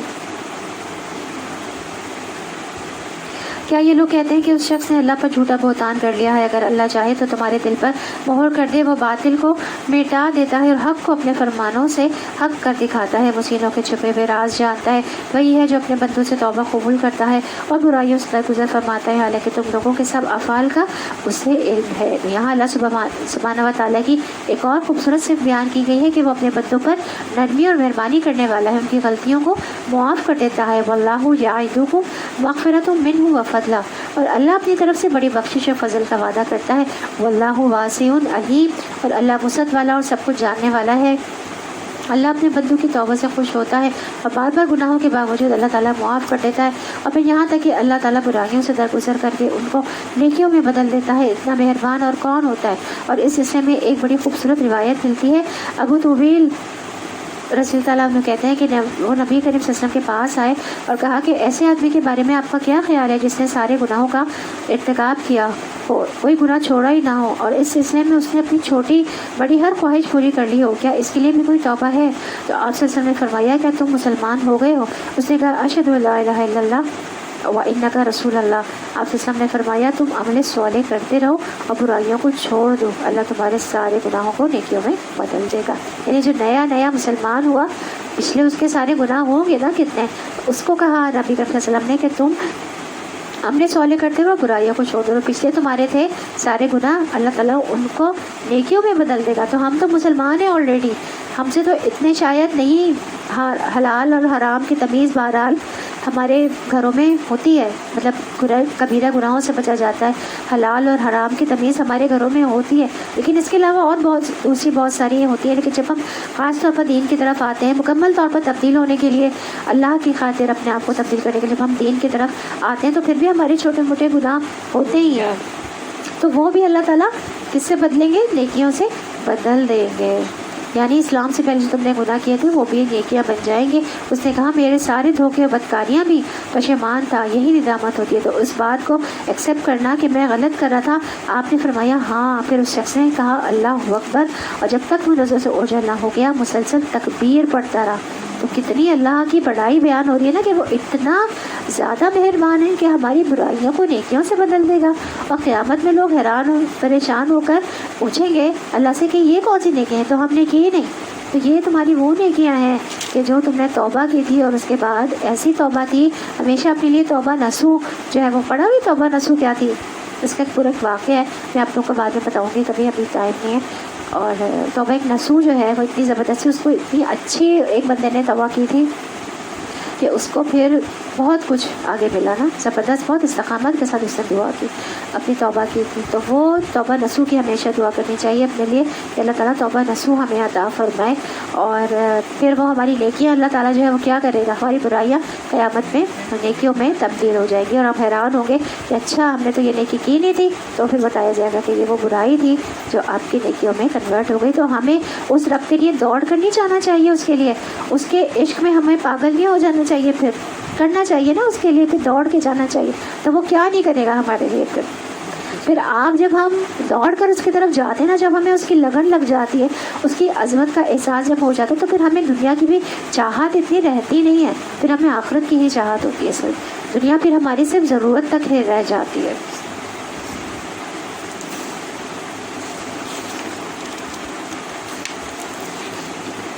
وہ ایمان لانے والوں, نیک عمل کرنے والوں کی دعا قبول کرتا. ہم دیکھیں کتنی اللہ کی ساری خصوصیات بیان ہو رہی ہیں یہاں پہ. نیک عمل کرنے والوں کی دعا قبول کرتا ہے اور اپنے فضل سے ان کو اور زیادہ دیتا ہے. رہے انکار کرنے والے تو ان کے لیے سخت سزا ہے. تو دعاؤں کی قبولیت کے لیے نیک عمل ضروری ہے. اس لیے آپ دیکھیں کہ جتنے بھی نیک کام ہیں, جیسے فرائض کی ادائیگی ہے, مثلا فرض نماز ہے, اس کے بعد ہم دعا کرتے ہیں, ہے نا دعا کا کانسیپٹ, فرض نماز کے بعد تو دعا کیا کریں, 10 بار سبحان اللہ کہیں, 10 بار الحمدللہ کہیں, 10 بار اللہ اکبر کہیں, کہہ کر جو بھی دعا مانگیں گے وہ قبول ہوتی ہیں. اور آپ نے نماز کا فرض بھی ادا کیا اور ساتھ تسبیح بھی پڑھی, تو آپ کی دعا قبول ہوئی. اور قرآن مجید پڑھنے کے بعد دعا قبول ہوتی ہے, صدقہ خیرات کرنے کے بعد دعا قبول ہوتی ہے. تو یہاں بھی آپ دیکھیں, جب ہمیں پتہ ہی نہیں ہوگا پھر جب ہمیں علم ہوگا، جیسے کہ حدیث میں پڑھی ہوں، تو جب ہمیں علم ہوگا تو پھر ہمیں پتہ چلے گا نا کہ ہاں ہمارے ذہن میں بھی یہ بات آئے گی، جب وہ چیز ہمیں پھر موٹیویشن کا سبب بنتی ہے. کیونکہ اگر ہمیں یہ چیز نہیں پتہ چلے گی نا، اس کے فائدے دنیاوی بھی کتنے ہیں، کوئی بھی نیک عمل کرنے کے دنیاوی فائدے کتنے ہیں، تو ہمیں بظاہر وہ پھر ہمیں محنت لگ رہی ہوتی ہے، نماز پڑھنا بھی محنت لگ رہا ہوتا ہے، صدقہ خیرات کرنا بھی ہمارا لگ رہا ہوتا ہے کہ ہمارا پیسہ جا رہا ہے. اس وقت ہمیں جب تک کہ ہم اس کے دنیاوی فوائد بھی نہیں دیکھ، ہماری دعائیں قبول ہو رہی ہوتی ہیں اس وقت جب ہم صدقہ خیرات کر رہے ہوتے ہیں، جب ہم نماز پڑھ رہے ہوتے ہیں اس وقت بھی ہمارے ایک ایڈوانٹیج ہمیں مل رہا ہوتا ہے ساتھ ساتھ. تو اللہ کی رحمت یہی تو ہے، یہی تو اللہ کی رحمت ہے کہ وہ ایک ہم نیکی کا کام کرتے ہیں، اس کے ساتھ پتہ نہیں کتنے گناہ اللہ کی رحمت ہمارے ساتھ ہوتی ہے، اور ہمارے کتنے کام جو ہے وہ آسان ہو جاتے ہیں. تو اس میں وہ واقعہ بھی یاد کریں جو بنی اسرائیل کے 3 لوگ تھے اور ایک غار میں پھنس گئے تھے. انہوں نے پھر کیا کیا تھا نکلنے کے لیے؟ ان کا بس نہیں چلتا تھا کہ وہ چٹان ہٹا دیں، تو ان کے بیونڈ طاقت تھی. تو ان میں سے ہر ایک نے اپنا ایک نیک عمل یاد کیا اور اس کا واسطہ دیا اللہ تعالیٰ کو، اور وسیلہ بنایا اس کو کہ یا اللہ اگر یہ عمل آپ کو پسند تھا تو اس کے وسیلے سے ہمیں یہاں سے نجات دے دیں. اور وہ چٹان ہٹ گئی اور وہ باہر نکل آئے. تو ہم لوگ جہاں دعا مانگتے ہیں اس نیک عمل کو وسیلہ بنا کر مانگتے ہیں نا اپنی دعاؤں کو، اپنی خواہشات کے لیے. تو اس لیے اصول یاد رکھنے کا ہے کہ جب کبھی کوئی دعا کوئی بات پوری نہ ہو تو کثرت سے ہمیں استغفار بھی کرنا چاہیے، درود شریف بھی پڑھنا چاہیے، دعائیں کرتے رہنی چاہیے، نیک عمل بھی کرنے چاہیے. اللہ تعالیٰ ضرور سننے والا ہے، بس مایوس نہ ہو. اور قبولیت یا تو فوراً ہو جاتی ہے یا آخرت کے لیے ذخیرہ کر دی جاتی ہے، یا پھر اس سے کوئی بہتر چیز آپ کو دے دی جاتی ہے. اور اگر اللہ اپنے بندوں کو کھلا رزق دے دیتا تو وہ زمین میں سرکشی کا طوفان برپا کر دیتے. تو دیکھیں یہ چیز بھی ہے کہ اللہ تعالیٰ کو بعض لوگوں سے یہ ہے، اللہ تعالیٰ کا ہر بندے کو دیکھ کر دیتا ہے. یہ بھی ہوتا ہے کہ جن کے بارے میں اللہ تعالیٰ کو پتہ ہے کہ یہ بہت زیادہ ضائع کریں گے، پھر ان سے چھین بھی لیتا ہے. جو سرکشی کرتے ہیں یا حد سے گزر جاتے ہیں، تو کچھ لوگ جو ہوتے ہیں نا وہ کم میں بھی اچھے چل جاتے ہیں، تو ان کو پھر کم ہی دیتا ہے.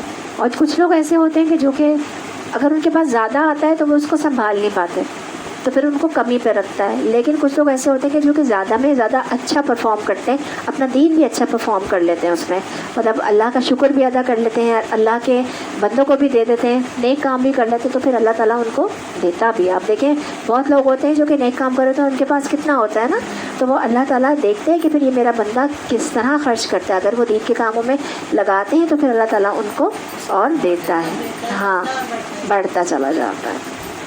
تو یہ اللہ تعالیٰ دیکھ کر دیتا ہے کہ میرا بندہ کس طرح سے چلتا ہے. بعض لوگ نہیں سنبھال پاتے، بعض کے پاس آتا ہے وہ دنیا میں ہی خرچ کرتے ہیں، ان کے پاس سے پھر آپ دیکھیں موزلی چھنتا ہے، وہ ختم ہو جاتا ہے پھر ان کے پاس سے. تو دین کے اس میں لگانا ہے اپنا پیسہ اگر ہم نے جانا ہے. تو اگر اللہ تعالیٰ سب کو وافر عطا کر دیتا تو وہ زمین میں سرکشی کرتے، یعنی بعض اوقات ہم بہت بڑا کچھ مانگ رہے ہوتے ہیں، اللہ تعالیٰ ہمیں نہیں دیتا کیونکہ وہ ہم سنبھال نہیں سکتے، یا اس کو پا کر ہماری آخرت خراب ہو سکتی ہے. تو اللہ فضل فرماتا ہے، اس لیے ہم سے روک دیتا ہے. رزق تنگ ہو یا کشادہ یہ اللہ کی حکمت پر مبنی ہوتا ہے، یعنی اللہ بندے کی حالت کو جانتا ہے. اگر اس پر رزق میں نے فراغ کر دیا تو یہ کسی خرابی میں مبتلا ہو جائے گا. اور اسی طرح بعض اوقات بندے کی اصلاح کے لیے، اس کو ڈسپلن کرنے کے لیے اس سے دنیا کو لپیٹ دیتا ہے. تو رزق کی تنگی نہ ذلت کا سبب ہے اور نہ رزق کی فراخی فضیلت کا سبب ہے. ٹھیک ہے، رزق کی تنگی بھی ذلت کا سبب نہیں ہے اور نہ رزق کی فراخی جو ہے وہ فضیلت کا سبب ہے. اللہ کی حکمت پر مبنی ہے یہ چیز جو ہے نا، دنیا کی جو چیز ہے ساری. تو فضیلت کا سبب کیا ہے؟ تقویٰ، کہ کون اللہ سے کتنا ڈرتا ہے اور کون گناہوں سے کتنا بچتا ہے. وہی ہے جو لوگوں کے مایوس ہو جانے کے بعد مینا برساتا ہے اور اپنی رحمت پھیلا دیتا ہے، اور وہی قابل تعریف ولی ہے. اس کی نشانیوں میں سے ہے کہ یہ زمین اور آسمان کی پیدائش اور یہ جاندار مخلوقات جو اس نے دونوں جگہ پھیلا رکھی ہیں، اور جب چاہے انہیں اکٹھا کر سکتا ہے. تم لوگوں پر جو مصیبت بھی آئی ہے تمہارے اپنے ہاتھوں کی کمائی سے آئی ہے، اور بہت سے قصوروں سے وہ ویسے ہی درگزر کر جاتا ہے. تم زمین میں اپنے عاجز کو خدا کو عاجز کر دینے والے نہیں ہو، اور اللہ کے مقابلے میں تم کو حامی و ناصر نہیں رکھتے. اللہ کی نشانیوں میں سے ہے یہ جہاز جو سمندر میں پہاڑوں کی طرح نظر آتے ہیں. اللہ جب چاہے ہوا کو ساکن کر دے اور یہ سمندر کی پیٹھ پر کھڑے کے کھڑے رہ جائیں. اس میں بڑی نشانیاں ہیں ہر اس شخص کے لیے جو کمال درجہ صبر و شکر کرنے والا ہو یا ان پر سوار ہونے والوں کے بہت سے گناہوں سے درگزر کرتے ہوئے ان کے چند ہی کرتوتوں کی پاداش میں انہیں ڈبو دے، اور اس وقت ہماری آیات میں جھگڑے کرنے والوں کو پتہ چل جائے کہ ان کے لیے کوئی جائے پناہ نہیں ہے۔ جو کچھ بھی تم لوگوں کو دیا گیا ہے وہ محض دنیا کی چند روزہ زندگی کا سر و سامان ہے، اور جو کچھ اللہ کے ہاں وہ بہتر بھی ہے اور پائیدار بھی وہ ان لوگوں کے لیے ہے جو ایمان لائے اور اپنے رب پر بھروسہ کرتے ہیں، جو بڑے بڑے گناہوں اور بے حیائی کے کاموں سے پرہیز کرتے ہیں، اور اگر غصہ آ جائے تو درگزر کرتے ہیں۔ غصہ آئے تو معاف کر دیتے ہیں۔ تو گناہ کیا ہوتا ہے؟ یہاں گناہ اور فواحش اور غضب کی بات کی گئی ہے، اور بڑے گناہ۔ رسول اللہ صلی اللہ علیہ وآلہ وسلم نے فرمایا کہ گناہ وہ ہے جو کہ تمہارے دل میں کھٹکے۔ کبھی ایسا ہوتا ہے نا، ہم نے کوئی ایسی غلط بات ہو جاتی ہے تو وہ دل میں کھٹکتا ہے، اور تم لوگوں کو اس پر مطلع ہونا پسند نہ کرو کہ یہ میری یہ بات لوگوں کو نہ پتہ چلے۔ پھر یعنی جو چیز تم لوگوں سے چھپانے لگ جاؤ۔ اور پھر بڑے گناہوں کی بات یہاں پہ کی گئی ہے، لیکن چھوٹے چھوٹے گناہ بھی اکٹھا ہو جائیں تو وہ انسان کو ہلاک کر دیتے ہیں۔ اس لیے اپنے گناہوں کو ہمیشہ، جس بھی ہم عادت میں مبتلا ہوں، خاص طور پر غیبت اور بہت زیادہ بولنا، یہ جو ہے نا ہماری زبان جو ہے نا ہمیں لے ڈوبے گی۔ نہیں، ہم خواتین جو شروع ہوتی ہیں نا تو بند ہی نہیں ہوتی سارے کھول کے رکھ دیتی ہیں، شوہروں کی ساری برائیاں ہر بات بتا دیتی ہیں، جو چیز واقعی میں چھپانے والی تھی۔ جہاں دو خواتین ملی، تیسرے کی برائی، یا تو اپنے شوہر کی برائی، تیسرے کی نہیں تو اپنے شوہر کی برائی۔ کہتے ہیں 80% عورتیں اس لیے جہنم میں جائیں گی ہاں، کہ اپنے شوہروں کی نافرمانی کرتی تھی، ناشکری کرتی تھی، جہاں گئی اور وہاں شوہروں کی برائی۔ تو ان کی اچھی بات جو ہے نا کبھی بھی نہیں وہ یاد رکھتی۔ ہمیشہ یہ ہے کہ آپ اچھی بات ان کی کریں گے نا، آپ ان کی تعریف کریں گی دوسروں کے سامنے، تو پھر اللہ تعالیٰ ہو سکتا ہے کہ آپ کی اس اچھی بات سے ان کے تبدیلی کر دیں، ان کی جو برائی ہے اصل میں، تو اللہ تعالیٰ شاید اس کو صحیح کر دیں۔ تو ہم خواتین کا تو یہ بہت زیادہ ہے۔ تو انس رضی اللہ عنہ کہتے ہیں کہ تم ایسے عمل کرتے ہو جو تمہاری نظر میں بال سے زیادہ باریک ہے، اور یہ ہماری نظر میں بال سے زیادہ باریک ہوتا ہے اپنے شوہروں کی برائیاں کرنا یا کسی کی بھی برائی کرنا۔ تم ان کو حقیر سمجھتے ہو، اور ہم لوگ نبی صلی اللہ علیہ وسلم کے زمانے میں ان گناہوں کو ہلاک کر دینے والا سمجھتے تھے۔ اس سے جو ہے نا برائی سے دوسرے کی بے عزتی ہوتی ہے دراصل، تو وہ بے عزتی جب ہوتی ہے نا تو اس سے ان کے دل خوش ہوتے ہیں۔ جب کسی کی بے عزتی ہوتی ہے نا تو عزت خراب ہوتی ہے، تو اس سے ان کے دل خوش ہوتے ہیں، کسی کو تکلیف میں دیکھ کر، کسی کو بے عزت کر کے۔ تو یہ چیز آپ جو بھی کر رہا ہوتا ہے نا، خوش ہوتا ہے غیبت کر کے، تو وہ اس کے دل کی خرابی کی علامت ہے۔ جو کہ یہ برائی کر کے خوش ہو رہا ہے نا، اس کا مطلب اس کے دل خراب ہے، اس کا دل ہی صحیح نہیں ہے کہ وہ لوگوں کی بے عزتی کر کے خوش ہو رہا ہے۔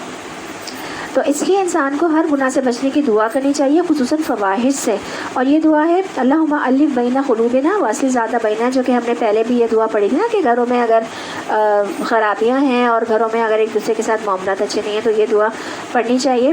اور پھر غصے کے وقت معاف کر دینا بھی بہت بڑی خوبی ہے۔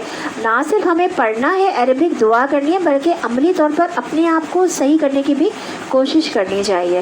تو معاف کر دینا بھی بہت بڑی خوبی ہے، یہ ہر اس شخص کے بس کی بات نہیں ہے۔ اللہ تعالیٰ سے جب ہم دعا کرتے ہیں تو اللہ تعالیٰ ہماری مدد کرتے ہیں۔ سب سے پہلی بات تو یہ کہ انسان کو ہر چھوٹی بڑی بات پر غصہ کرنا ہی نہیں چاہیے، کیونکہ ایسا کرنا آپ کو خود نقصان دے گا۔ ہر چیز جو بھی ہو رہی ہے وہ کوئی نہ کوئی ریزن ہو رہی ہوتی ہے، اس کے پیچھے نا ریزن ہوتی ہے، جو بھی کام ہو رہا ہوتا ہے جس پر آپ کو غصہ آتا ہے۔ تو اگر آپ مطمئن ہو گئے کہ یہ شخص اس وجہ سے یہ کام کر رہا ہے یا یہ چیز اس وجہ سے ہو رہی ہے، تو آپ اس کی جو روٹ کاز ہے نا اس پہ کام کریں۔ جو ہم کیا کرتے ہیں، جو اینڈ ریزلٹ آتا ہے نا، جو کام ہمیں کسی بات پہ غصہ آتا ہے، تو اگر وہ اینڈ ریزلٹ آیا، کام ہمیں خراب نظر آیا، ہمیں وہ کام خراب نظر آتا ہے، ہمیں اس پہ غصہ آ جاتا ہے اور ہم اس کیے ہوئے کام خراب پہ غصہ کر دیتے ہیں۔ لیکن جس طرح سے وہ کام ہوا شروع سے، ایٹ اسٹارٹنگ پوائنٹ جہاں سے وہ شروع ہوا، وہاں پہ ہمیں کام کرنا چاہیے، اس چیز کو صحیح کریں ہم وہاں پہ، تو وہ پھر چیز جو ہے نا وہ بہتر ہو جاتی ہے۔ اور اللہ تعالیٰ سے بھی ہمیں دعا کرنی چاہیے۔ ایک شخص سے پوچھا کہ اے اللہ کے رسول، مجھے اللہ کے غضب سے کون سی چیز بچا سکتی ہے کہ اللہ مجھ سے ناراض نہ ہو؟ تو آپ سے نے فرمایا تم غصہ نہ کیا کرو کسی بھی بات پہ، کسی بھی انسان پہ، کیونکہ اس کا بھی کوئی نہ کوئی ریزن ہوتی ہے۔ ہم سیٹسفائیڈ ہونا چاہیے، ہمیں ماننا چاہیے کہ ایک شخص اگر ایسا کر رہا ہے تو وہ کیوں کر رہا ہے اس کو سمجھ نہیں ہے، بے وقوف ہے. اور عام طور پر اگر لوگ کر رہے ہوتے ہیں نا، غلطیاں کر رہے ہوتے ہیں، ہمیں غلطیوں پہ غصہ آتا ہے نا، بچوں کی غلطیوں پہ غصہ آتا ہے، تو ڈانٹنا نہیں ہے، اصلاح کرنی ہے. اس لیے تو کہا جاتا ہے اصلاح کریں. تو اصلاح کہاں سے ہوتی ہے؟ وہ روٹ کاز پر ہوتی ہے، تربیت پر ہوتی ہے. اور جو غلطی کر رہے ہیں اس کو معاف کر دیں. آپ کا نقصان ہو رہا ہے، آپ کا دنیا میں نقصان ہو رہا ہے، آپ کی پلیٹ ٹوٹ گئی، آپ کی کوئی چیز ٹوٹ گئی، ضائع ہو گیا، دنیا کا نقصان ہو گیا، اس کی پرواہ نہیں کریں. اصلاح کہاں کرنی ہے؟ روٹ کاز پہ کرنی ہے، وہاں پہ صحیح کریں. سمجھائیں، بتانے سے اگر صحیح چیز ہو سکتی ہے تو سمجھا کر آپ بتائیں اس کو. دعا بھی کریں ساتھ ساتھ، اور محنت کرنی پڑتی ہے. دیکھیں ہر چیز کے لیے محنت کرنی پڑتی. جتنے آپ لوگوں کو صحیح کریں گے، اصلاح کریں گے، محنت کریں گے اچھی طریقے سے. دیکھیں برائی کو ہمیشہ اچھائی کے طریقے سے دور کریں، صحیح روٹ کاز پہ جا کر اس کو دور کریں. آپ ایک شخص سے برا کہ آپ اس کو ڈانٹ ڈپٹ کے صحیح کر دیں گے تو وہ ڈر کے مارے وہ کام چھوڑے گا، لیکن اس کا روٹ کاز تو پھر بھی صحیح نہیں ہوگا نا، وہ اس کی روٹ کاز رہے گا وہیں پہ. تو لوگوں کے اندر جو سافٹ ویئر غلط انسٹال ہو چکے ہیں نا، تو اچھے سافٹ ویئر جو ہے نا وہ انسٹال کرنے ہم نے، اچھی بات سمجھانی ہے اور طریقے کے ساتھ ہم نے تربیت کرنی ہے. ظاہر ہمارے سامنے کون ہوتا ہے؟ ہمارے بچے ہی ہوتے ہیں نا، تو ہم انہی کی پہلے تربیت کریں گے نا، تو بعد میں پھر ہم دوسرے لوگ ہیں ان کی کرتے ہیں. اور شوہروں کی تو ہم کر ہی نہیں سکتے، ہم صرف دعا کر سکتے ہیں اور ان کو بتا سکتے ہیں دین کے حوالے سے نا. لیکن بعض شوہر اتنے اچھے ہوتے ہیں وہ مان لیتے ہیں، جب دیکھتے ہیں کہ ہماری بیوی نیکی پر ہے اور اچھے کام کر رہی ہے تو وہ ضرور ہاں ہم ان کی اطاعت کرتے ہیں اور اچھی بات کرتے ہیں. ان سے ہر وقت لالچ نہیں کرتے، ان کو ہر وقت ہم تنگ نہیں کرتے. اور بہت زیادہ اگر ہم ان سے پیسے نہیں بھی ہم نکلواتے تو وہ یہ بات ان کے دل میں گھر کرتی ہے کہ اچھی ہے، دیکھو اس سے زیادہ خرچے نہیں کرایا. اگر ہم کم میں بھی گزارا کر لیں گے کہ بس اتنا کافی ہے، مجھے اتنا مہنگا سوٹ نہیں چاہیے، یا ہم اگر دیکھیں حالات اپنے ہمارے نہیں ہیں اتنے حالات، اگر ہمیں اتنا نہیں چاہیے، ہم کم میں بھی گزارا کر سکتے، تو ان کے دل میں آپ کی عزت بڑھے گی. تو وہ پھر آپ کی بات مانیں گے ضرور، کیوں نہیں مانیں گے؟ تو یہی ساری چیزیں ہوتی ہیں. ایک شخص نے عرض کیا اللہ کے رسول مجھے کوئی نصیحت کیجیے. آپ سے ہم نے فرمایا غصہ نہ کیا کرو. وہ شخص کہتا ہے کہ میں نے آپ کے فرمان پر غور کیا تو جان لیا کہ غصہ ہر قسم کے شر کو جمع کرتا ہے. یعنی جب غصہ آتا ہے تو بدگمانی بھی ہوتی ہے، انسان دوسروں کو برا بلا بھی کہتا ہے، ناراض ہو جاتا ہے، لڑائی ڈال دیتا ہے، جھگڑے فساد، بعض اوقات قتل و غارت تک بھی بات پہنچ جاتی ہے غصے کی وجہ سے.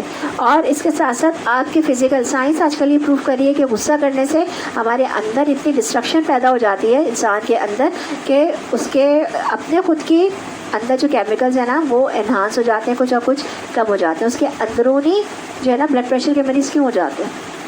بلڈ پریشر کے مریض ہو جاتے ہیں اور دوسری بیماریاں آ جاتی ہیں غصہ کرنے. تو یہ ساری چیزیں ہماری اسی وجہ سے ہو رہی ہوتی ہیں.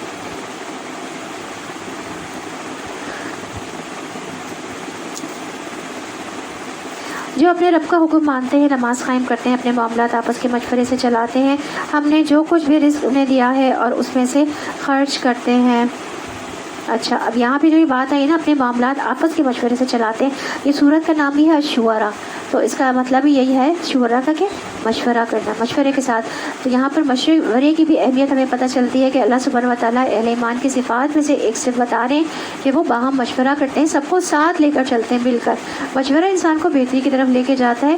حسن کہتے ہیں کہ اللہ کی قسم جب کسی قوم نے مشورے کا طریقہ اختیار کیا تو جو کچھ ان کے پاس موجود ہے اس میں سب سے بہتر چیز کی طرف ان کی رہنمائی کی گئی. اور پھر انہوں نے اسی آیت کی تلاوت کی جو خود نبی کریم صلی اللہ علیہ وسلم کی زندگی میں ہم دیکھتے ہیں کہ آپ اپنے صحابہ کے ساتھ اپنے قریبی ساتھیوں سے مشورہ کیا کرتے تھے. ابن عمر رضی اللہ عنہ کہتے ہیں کہ مسلمان جب مدینے آئے تو نماز کے لیے نماز کے وقت کا اندازہ کر کے جمع ہوتے تھے، یعنی سورج کے ڈھلنے وغیرہ کو دیکھ کر. اس وقت نماز کے لیے اعلان نہیں ہوتا تھا. تو ایک دن مسلمانوں نے اس بارے میں گفتگو کی کہ کچھ سوچنا چاہیے کہ اعلان ہو نماز کا. تو بعض نے کہا عیسائیوں کی طرح ناخوذ بنا لو، بعض نے کہا یہودیوں کی طرح بغل بناؤ اور ایک نرسنگا رکھ لیا جائے. تو حضرت عمر سے تعالیٰ عنہ نے کہا تم ایک ایسا آدمی مقرر کیوں نہیں کر لیتے تو نماز کی اطلاع دے. تو رسول اللہ صلی اللہ علیہ وسلم نے فرمایا اے بلال اٹھو اور نماز کے لیے پکارو. تو اس طرح سے نماز اذان جو ہے وہ شروع. اب مشورہ کس نے دیا؟ حضرت عمر فاروق سے طرح. اب تک دیکھیں نماز ان کو ثواب پہنچے گا کہ نہیں؟ تو اس سے اور پہلی دفعہ کس نے؟ حضرت بلال رضی اللہ عنہ نے دے. ان کو پھر دیکھ کر دوسرے لوگوں نے بھی کیا تو ان کی ثواب بھی جو پہنچے نا جو دیتے ہیں ان کو بھی ثواب پہنچے گا. اور جب ان پر ذاتی کی جاتی ہے تو اس کا مقابلہ کرتے ہیں. برائی کا بدلہ ویسی ہی برائی ہے اور پھر جو کوئی معاف کر دے اور اصلاح کرے اس کا اجر اللہ کے ذمہ ہے. اللہ ظالموں کو پسند نہیں کرتا. اچھا جب ذاتی کی جاتی ہے تو اس کا مقابلہ بھی کرتے ہیں. ٹھیک ہے، زیادتی پر مقابلہ کرتے ہیں، اور بدلہ جو ہے نا لیتے ہیں اگر تو صرف برائی کا بدلہ اتنا ہی لیتے ہیں جتنی برائی ہوئی ہے، اور بہتر کیا ہے وہ کیا کہتے ہیں کہ اگر وہ معاف کر دیں تو یہ ان کے لیے زیادہ بہتر ہے. اور کیونکہ اگر انہوں نے زیادتی کر دی نا، ایک نے تھپڑ مارا ایک اور سامنے والے نے 2 تھپڑ مار دیے تو اس نے زیادتی کر دی، تو کیا ہے کہ اللہ تعالیٰ ظالموں کو پسند نہیں کرتا. تو پھر یہ کس میں آ گیا؟ یہ مکروہات میں آ گیا کہ جو ہم پھر اللہ کا قرب جو ہے وہ ہمیں حاصل نہیں ہوگا. تو جو لوگ ظلم ہونے کے بعد بدلہ لیں ان کو ملامت نہیں کی جا سکتی. جنہوں نے صحیح بدلہ لے لیا، جتنے زیادتی ہوئی تھی اتنا ہی بدلہ لیا، آپ ان کو ملامت نہیں کر سکتے. ملامت کے مستحق تو وہ ہیں جو دوسروں پر ظلم کر جاتے ہیں اور زمین میں ناحق زیادتیاں کرتے ہیں. تو ظالموں سے درگزر کرنا انتقام لینے سے افضل ہے، کیونکہ معاف کرنا اللہ تعالیٰ کی محبوب صفت ہے. ٹھیک ہے، تو اللہم انک عفو کریم تحب العفو فاعف عنی. اللہ تو مجھے معاف کرنے والا ہے، معافی کو پسند کرتا ہے، تو مجھے معاف کر دے. ہم دوسروں کو معاف کر دیں گے تو ہمارے بھی کتنے گناہ ہیں، اللہ تعالیٰ ہمیں بھی معاف کر دے گا. نبی کریم صلی اللہ علیہ وسلم اپنی ذات کے لیے کسی سے انتقام نہیں لیتے تھے، لیکن اگر کوئی اللہ کی حد ٹوٹتی تھی تو وہاں پر آپ انتقام لیتے تھے. تو اس کا مطلب یہ ہے کہ اگر کوئی چیز پرسنل آپ کو نقصان کوئی دے رہا ہے اور تو اسے آپ معاف کر سکتے ہیں، لیکن اگر کوئی اجتماعیت کو چیز نقصان دے رہی ہے، کوئی ایسا شخص ہے جو کہ آپ کی پوری فیملی کو نقصان دے رہا ہے، فیملی کو پوری نقصان پہنچا رہا ہے، کوئی انسان ایسا ہے اور ڈسپلن خراب کر رہا ہے، تو پھر آپ مقابلہ کریں اس کا، اٹھ کے اس کو روکیں، اس کو ٹوکیں، اس میں آپ اتنا ہی بدلہ لے سکتے ہیں. لیکن اب اگر صرف اپنی ذات کے لیے آپ کسی نے آپ کو چھیڑ دیا، کسی نے آپ کو کچھ ایسی کہہ دیا، تو پھر اس کے لیے آپ اگر معاف کر دیں گے تو اللہ تعالیٰ کو یہ چیز زیادہ پسند ہوگی. نبی کریم صلی اللہ علیہ وسلم نے ممبر پر فرمایا رحم کرو، تم پر رحم کیا جائے گا، تو معاف کر دو، اللہ تمہیں معاف کر دے گا. لیکن ایک حد سے زیادہ بھی نہیں ظلم سہنا چاہیے، کیونکہ ظلم سہنا بھی جو ہے وہ ظالم کو پھر کیا کرتا ہے، شہ دیتا ہے. تو آپ روکیں اس کو ٹوکیں، اس کو روکیں، اور نہیں تو پھر ایسے شخص سے ضرور اس کی اپنے کمپلین کریں کہ جو کہ اس ظلم کو رکوا سکتا ہو. ایسے لوگوں کے لیے دردناک عذاب ہے. عام طور پر آج کل یہ ہوتا ہے کہ ہم کسی کی کوئی بات سہ لیتے ہیں نا تو دوسرا شخص شیر ہو جاتا ہے، پھر وہ ظلم کرتا رہتا. پھر اس وقت پھر آپ اگر ایک دفعہ بھی بولیں گے نا، اس کو جواب دیں گے، تو وہ بعض دفعہ ہوتا ہے لوگ چپ ہو جاتے ہیں، پھر ڈر جاتے ہیں. تو بعض دفعہ پھر بھی نہیں ہوتے، پھر آگے سے اور بڑھتے ہیں. تو پھر اس میں یہ ہے کہ آپ جو ہے وہ کسی اور سے شکایت، تھوڑا سا مقابلہ کریں اس سے، پھر وہ لوگ صحیح بھی ہو جاتے ہیں. یا کسی سے شکایت ایسے کمپلین کر دیں کہ یہ ہمیں تنگ کر رہا ہے کچھ اس طرح سے، تو اس کو اصلاح کر دیں اس کی جو ہے نا وہ. ایسے لوگوں کے لیے دردناک عذاب ہے. البتہ جو شخص صبر سے کام لے اور درگزر کرے تو یہ بڑی اولو العزمی کے کاموں میں سے ہے.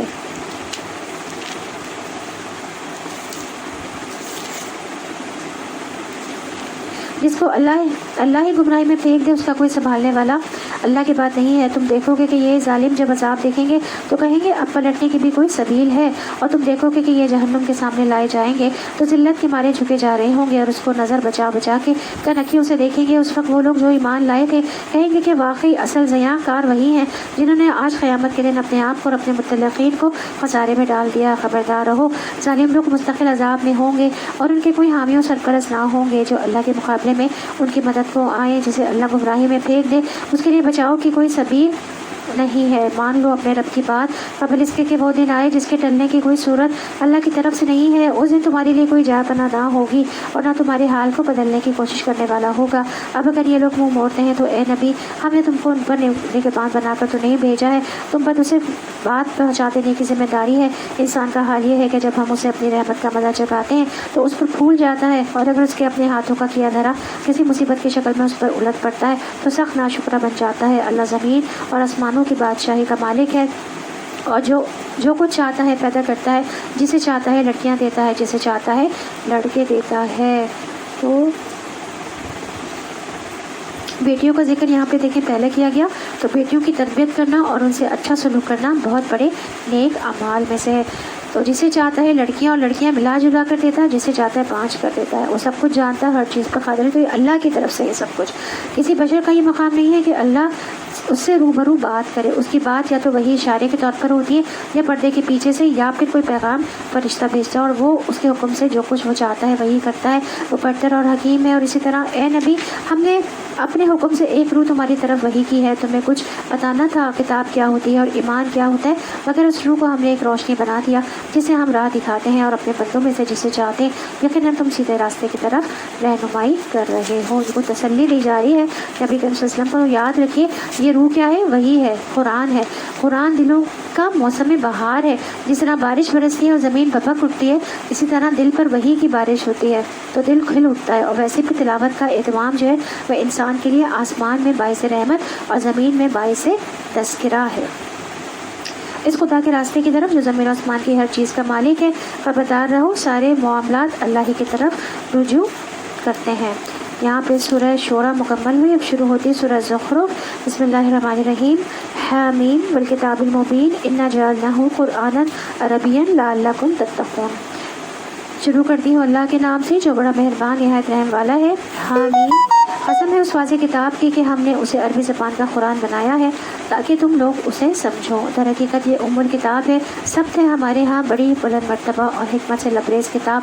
اب کیا ہم تم سے بیزار ہو کر یہ درس نصیحت تمہارے ہاں بھیجنا چھوڑ دیں صرف اس لیے کہ تم حد سے گزرے ہوئے ہو؟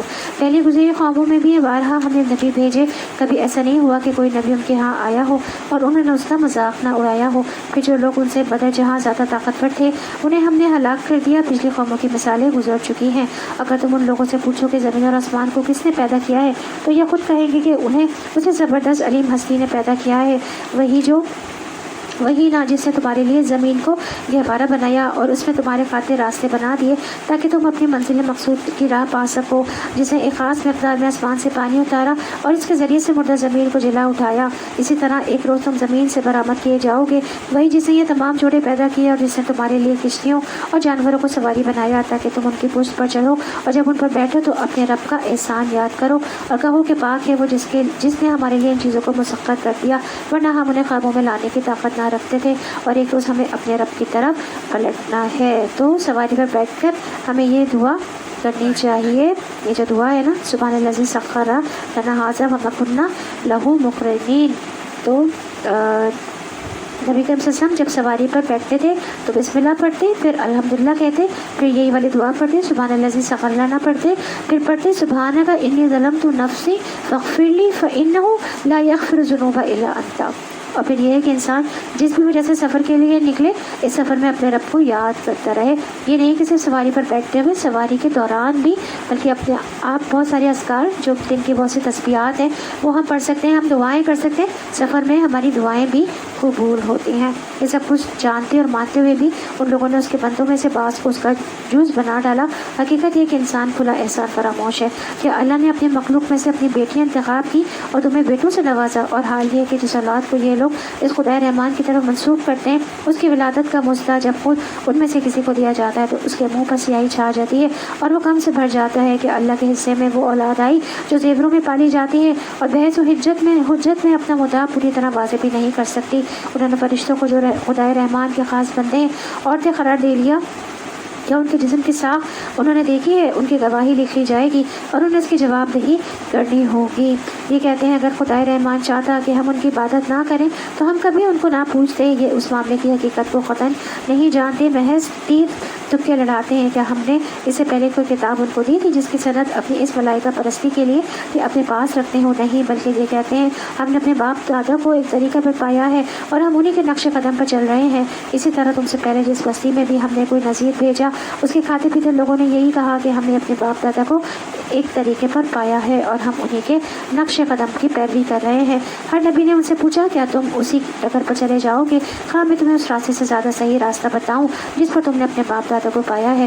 انہوں نے سارے رسولوں کو یہی جواب دیا کہ جس دین کی طرف بلانے کے لیے تم بھیجے گئے ہو ہم اس کے کافر ہیں۔ آخرکار ہم نے ان کی خبر لے ڈالی اور دیکھ لو کہ جھٹلانے والوں کا انجام کیا ہوا۔ یاد کرو وہ وقت جب ابراہیم نے اپنے باپ اور اپنی قوم سے کہا تھا کہ تم جن کی بندگی کرتے ہو میرا ان سے کوئی تعلق نہیں، میرا تعلق صرف اس سے ہے جس نے مجھے پیدا کیا، وہی میری رہنمائی کرے گا۔ ابراہیم یہی کلمہ اپنے پیچھے اپنی اولاد میں چھوڑ گیا تاکہ وہ اس کی طرف رجوع کریں۔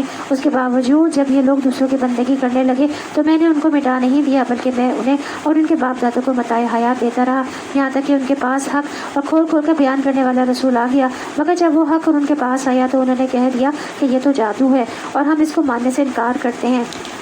کہتے ہیں یہ قرآن دونوں شہروں کے بڑے آدمیوں میں سے کسی پر کیوں نہ نازل کیا گیا؟ کیا تیرے رب کی رحمت یہ لوگ تقسیم کرتے ہیں؟ دنیا کی زندگی میں ان کی گزر بسر کے ذرائع تو ہم نے ان کے درمیان تقسیم کیے ہیں اور ان میں سے کچھ لوگوں کو کچھ دوسروں پر ہم نے بدر جہاں فوقیت دی ہے تاکہ یہ ایک دوسرے سے خدمت لیں، اور تیرے رب کی رحمت یعنی نبوت اس دولت سے زیادہ قیمتی ہے جو ان کے رئیس سمیٹ رہے ہیں۔ تو اس سے کیا پتہ چلتا ہے؟ اللہ سبحانہ و تعالیٰ نے تمام لوگوں کو ایک طرح پیدا نہیں کیا بلکہ ان میں فرق رکھا ہے۔ تو اس سے ایک بات پتہ چلتی ہے کہ اللہ کے ہاتھ میں ہی دین اور دنیا ہے۔ رسول اللہ صلی اللہ علیہ وسلم نے فرمایا یقیناً اللہ نے تمہارے درمیان تمہارے اخلاق کو ایسے ہی تقسیم کیا ہے جس طرح تمہارے درمیان تمہارا رزق تقسیم کیا ہے، اور بے شک اللہ دنیا اس کو بھی دیتا ہے جس سے وہ محبت کرتا ہے اور اس کو بھی دیتا ہے جس سے وہ محبت نہیں کرتا، لیکن ایمان صرف اس کو دیتا ہے جس سے وہ محبت کرتا ہے، اور جس کے لیے اللہ چاہتا ہے اس کو دین کی سمجھ بھی عطا کر دیتا ہے۔ اور یہاں بعض کو بعض کا خدمت گار بنا دیا تو یہ بھی اللہ تعالیٰ کی حکمت اور مصلحت سے ہے، یعنی ہر کوئی ایک دوسرے کے کام آئے۔ اگر ایک ہی شخص کو ساری کیپیبلٹیز مل جاتی تو پھر وہ سرکش ہو جاتا، وہ الہ ہونے کو ڈکلیئر کر دیتا، لیکن اللہ تعالیٰ نے انسانوں کے اندر جو کمزوریاں رکھی اور خادموں کو جو انسان کا ماتحت کر دیا، یہ سب انسانوں کے لیے نشانیاں ہیں۔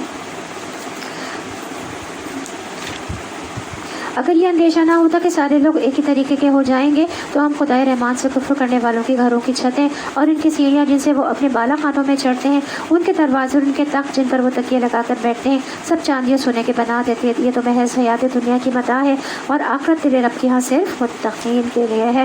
تو جو شخص رحمان کے ذکر سے تغافل برتتا ہے ہم اس پر ایک شیطان مسلط کر دیتے ہیں اور وہ اس کا رفیق بن جاتا ہے۔ دیکھیں ہم نے پہلے شروع میں بہت بات کی تھی نا کہ ہم دو چیزیں ہیں دنیا میں بھی، دو آپشن ہیں، یا تو رحمان کا ذکر آپ اختیار کر لیں یا پھر آپ شیطان کی طرف چلیں۔ تو کیا فرمایا اللہ تعالیٰ نے؟ جو رحمان کے ذکر سے تغافل برتتا ہے ہم اس پر شیطان مسلط کر دیتے ہیں۔ کتنا صاف صاف لکھا ہے۔ اب اگر نہیں بھی آئیں گے نا ادھر رحمان کی مجلس میں تو اب ڈیفینیٹلی آپ شیطان کی طرف چلے ہی جائیں گے، اور یہ آیت جو ہے اس بات کا ثبوت ہے۔ تو جو اللہ کی یاد سے منہ موڑ پھیرتا ہے، اللہ کو یاد نہیں کرتا، اللہ سبحانہ تعالیٰ شیطان کو اس کے پیچھے لگا دیتے ہیں۔ ابن القیم کہتے ہیں کہ جب انسان صبح اور شام کرے اور اس کی پریشانی صرف ایک اللہ کی ذات ہو تو اللہ تعالیٰ اس کی ساری ضرورتوں کو اپنے ذمے لے لیتا ہے، اور ہر وہ چیز جو اسے پریشان کرے اسے بھی اپنے ذمے لے لیتا ہے، اور اس کے دل کو اپنی محبت کے لیے، اس کی زبان کو اپنے ذکر کے لیے اور اس کے اعضاء کو اپنی اطاعت کے لیے فارغ کر دیتا ہے۔ اور اگر وہ صبح شام اس حال میں کرتا ہے کہ دنیا ہی بس اس کی پریشانی ہے تو اللہ تعالیٰ اس کی پریشانی، غم اور تکلیفوں کو اس پر لاد دیتا ہے اور اسے اس کے نفس کے حوالے کر دیتا ہے، اور اس کے دل کو اپنی محبت سے مخلوق کی محبت کی طرف پھیر دیتا ہے، اور اس کی زبان کو اپنے ذکر سے ہٹا کر لوگوں کے ذکر کی طرف لگا دیتا ہے، اس کے اعضاء کو اپنی اطاعت سے ہٹا کر لوگوں کی خدمت میں لگا دیتا ہے۔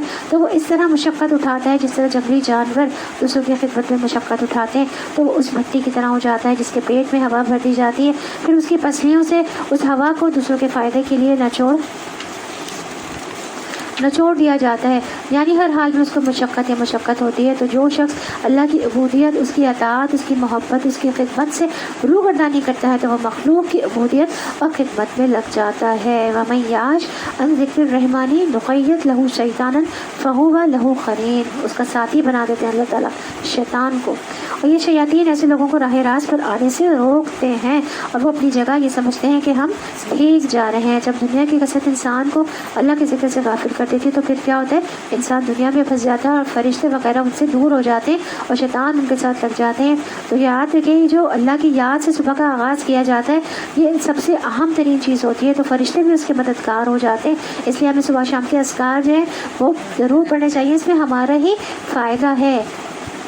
صبح شام کے جو اذکار ہیں یا کی نسلیں کتاب میں وہ سارے پڑھنے چاہیے، اس لیے اللہ کی مدد بھی آتی ہے ان سے، کام بھی ہمارے آسان ہوتے ہیں. اس کے برعکس جو دنیا کی طرف جانے والا ہوتا ہے، غافل ہوتا ہے، وہ برائیوں کی طرف مائل ہو جاتا ہے. اللہ سبحانہ و تعالیٰ کے ذکر سے غافل ہو کر فرشتے اس کا پیچھا کرتے ہیں. قرآن مجید میں آتا ہے فَاذْكُرُونِی أَذْكُرْکُم، تم مجھے یاد کرو میں تمہیں یاد کروں گا.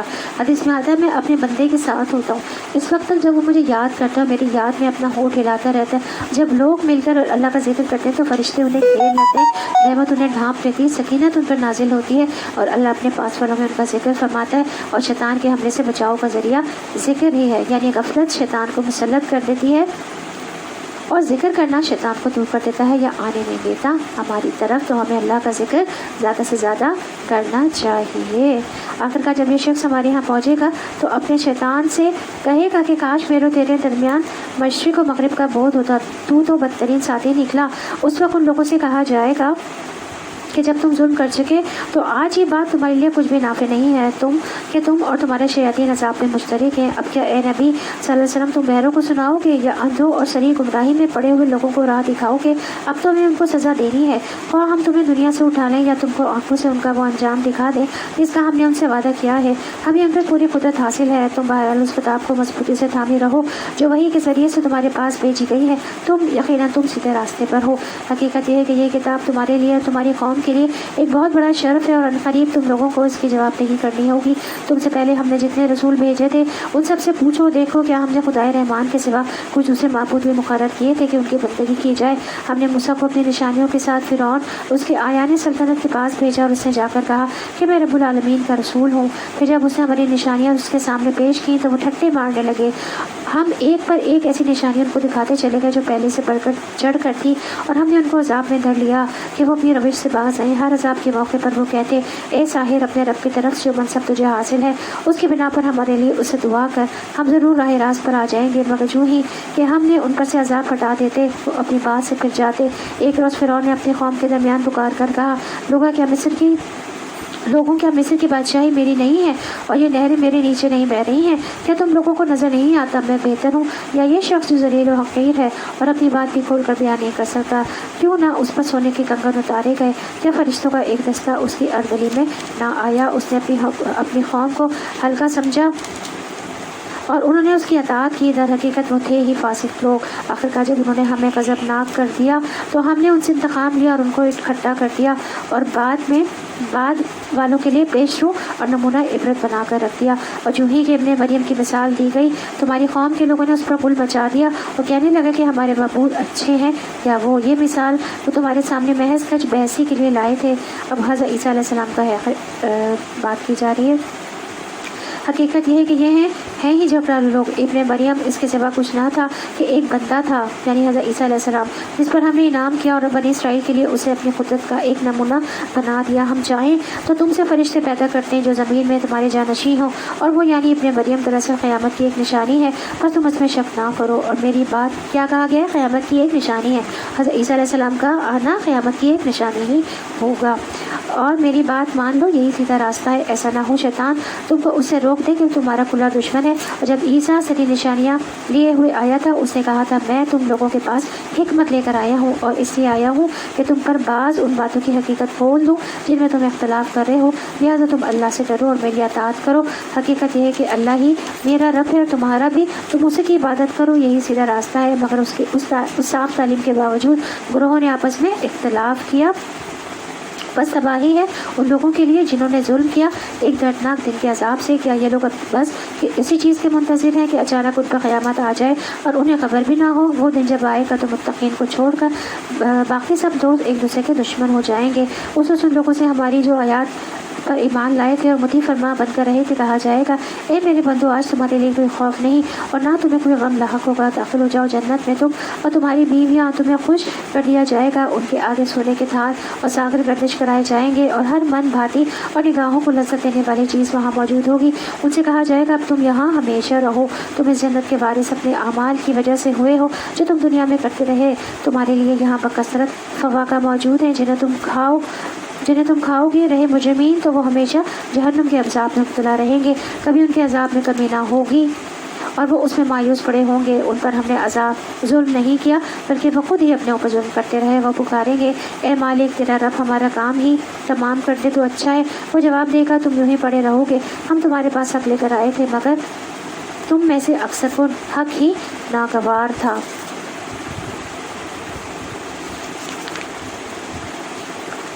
یعنی ہم سب کو اپنے دلوں کا جائزہ لینا چاہیے کہ قرآن و سنت کی باتیں پڑھ کر ہمارے دل راضی ہوتے ہیں یا اندر ہی اندر سے آبجیکشن بھی اٹھتے رہتے ہیں۔ ہوتا ہے آپ لوگوں کے دلوں میں کوئی آبجیکشن اٹھتا ہے تو یہ ہے کہ کیوں اور یہ کیسے اور یہ بڑا مشکل ہے؟ نہیں، سنتے ہی کہنا چاہیے سمعنا و اطعنا، ہم نے سنا اور ہم نے مان لیا۔ کیا ان لوگوں نے کوئی قدم اقدام کرنے سے فیصلہ کر لیا؟ اچھا تو ہم بھی پھر ایک فیصلہ کیے لیتے ہیں۔ کیا انہوں نے یہ سمجھ رکھا ہے کہ ہم ان کی راز کی باتیں، ان کی سرگوشیاں سنتے نہیں ہیں؟ ہم سب کچھ سن رہے ہیں اور ہمارے فرشتے ان کے پاس ہی لکھ رہے ہیں۔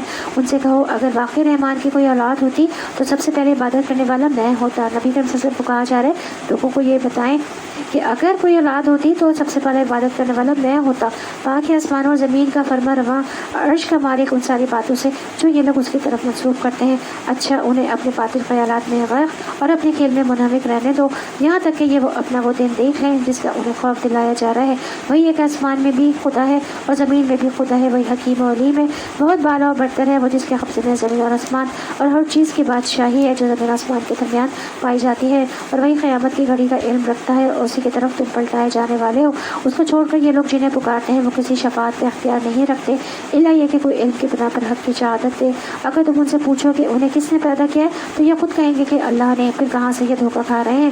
قسم ہے رسول کے اس قول کی کہ اے رب یہ وہ لوگ ہیں جو مان کر نہیں دیتے۔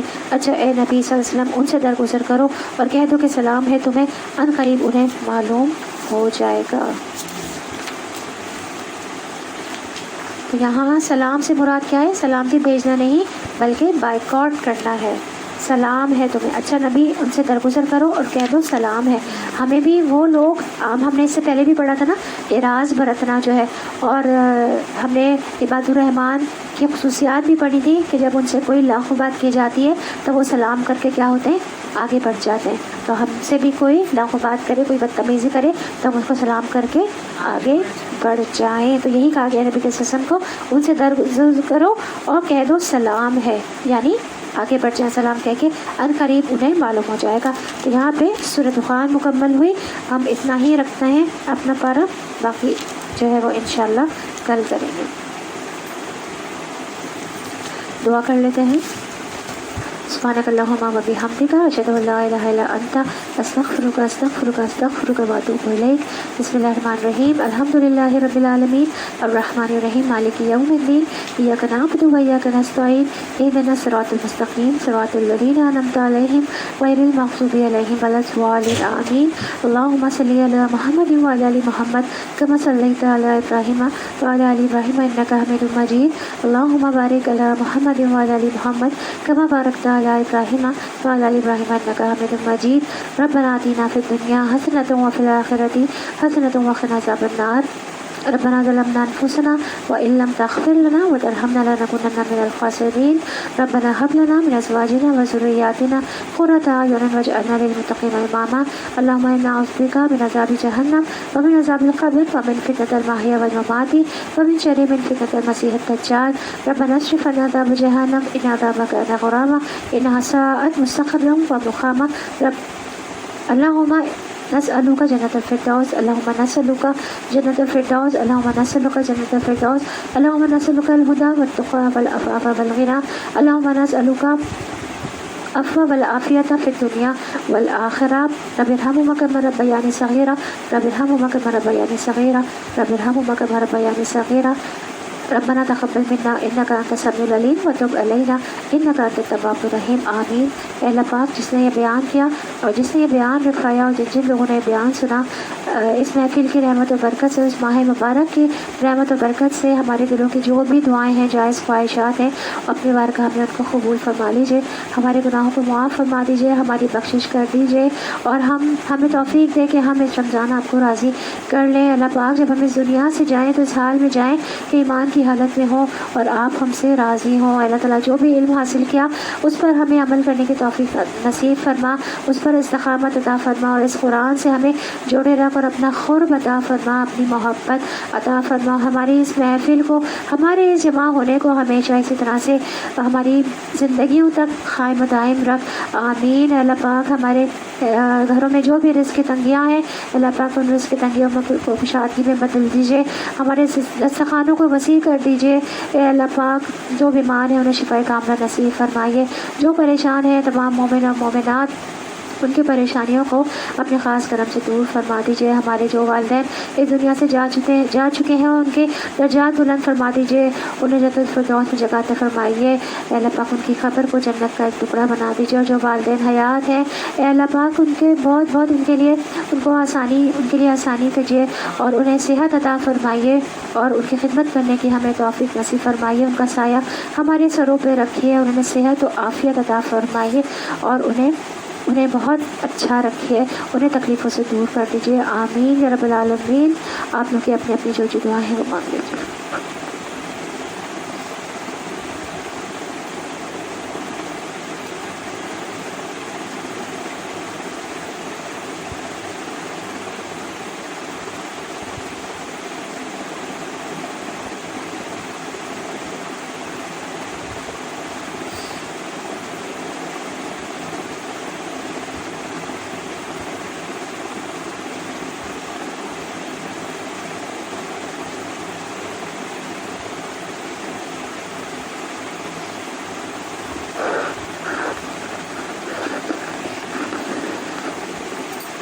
سبحان ربک رب العزت عما یصفون وسلام علی المرسلین والحمد للہ رب العالمین۔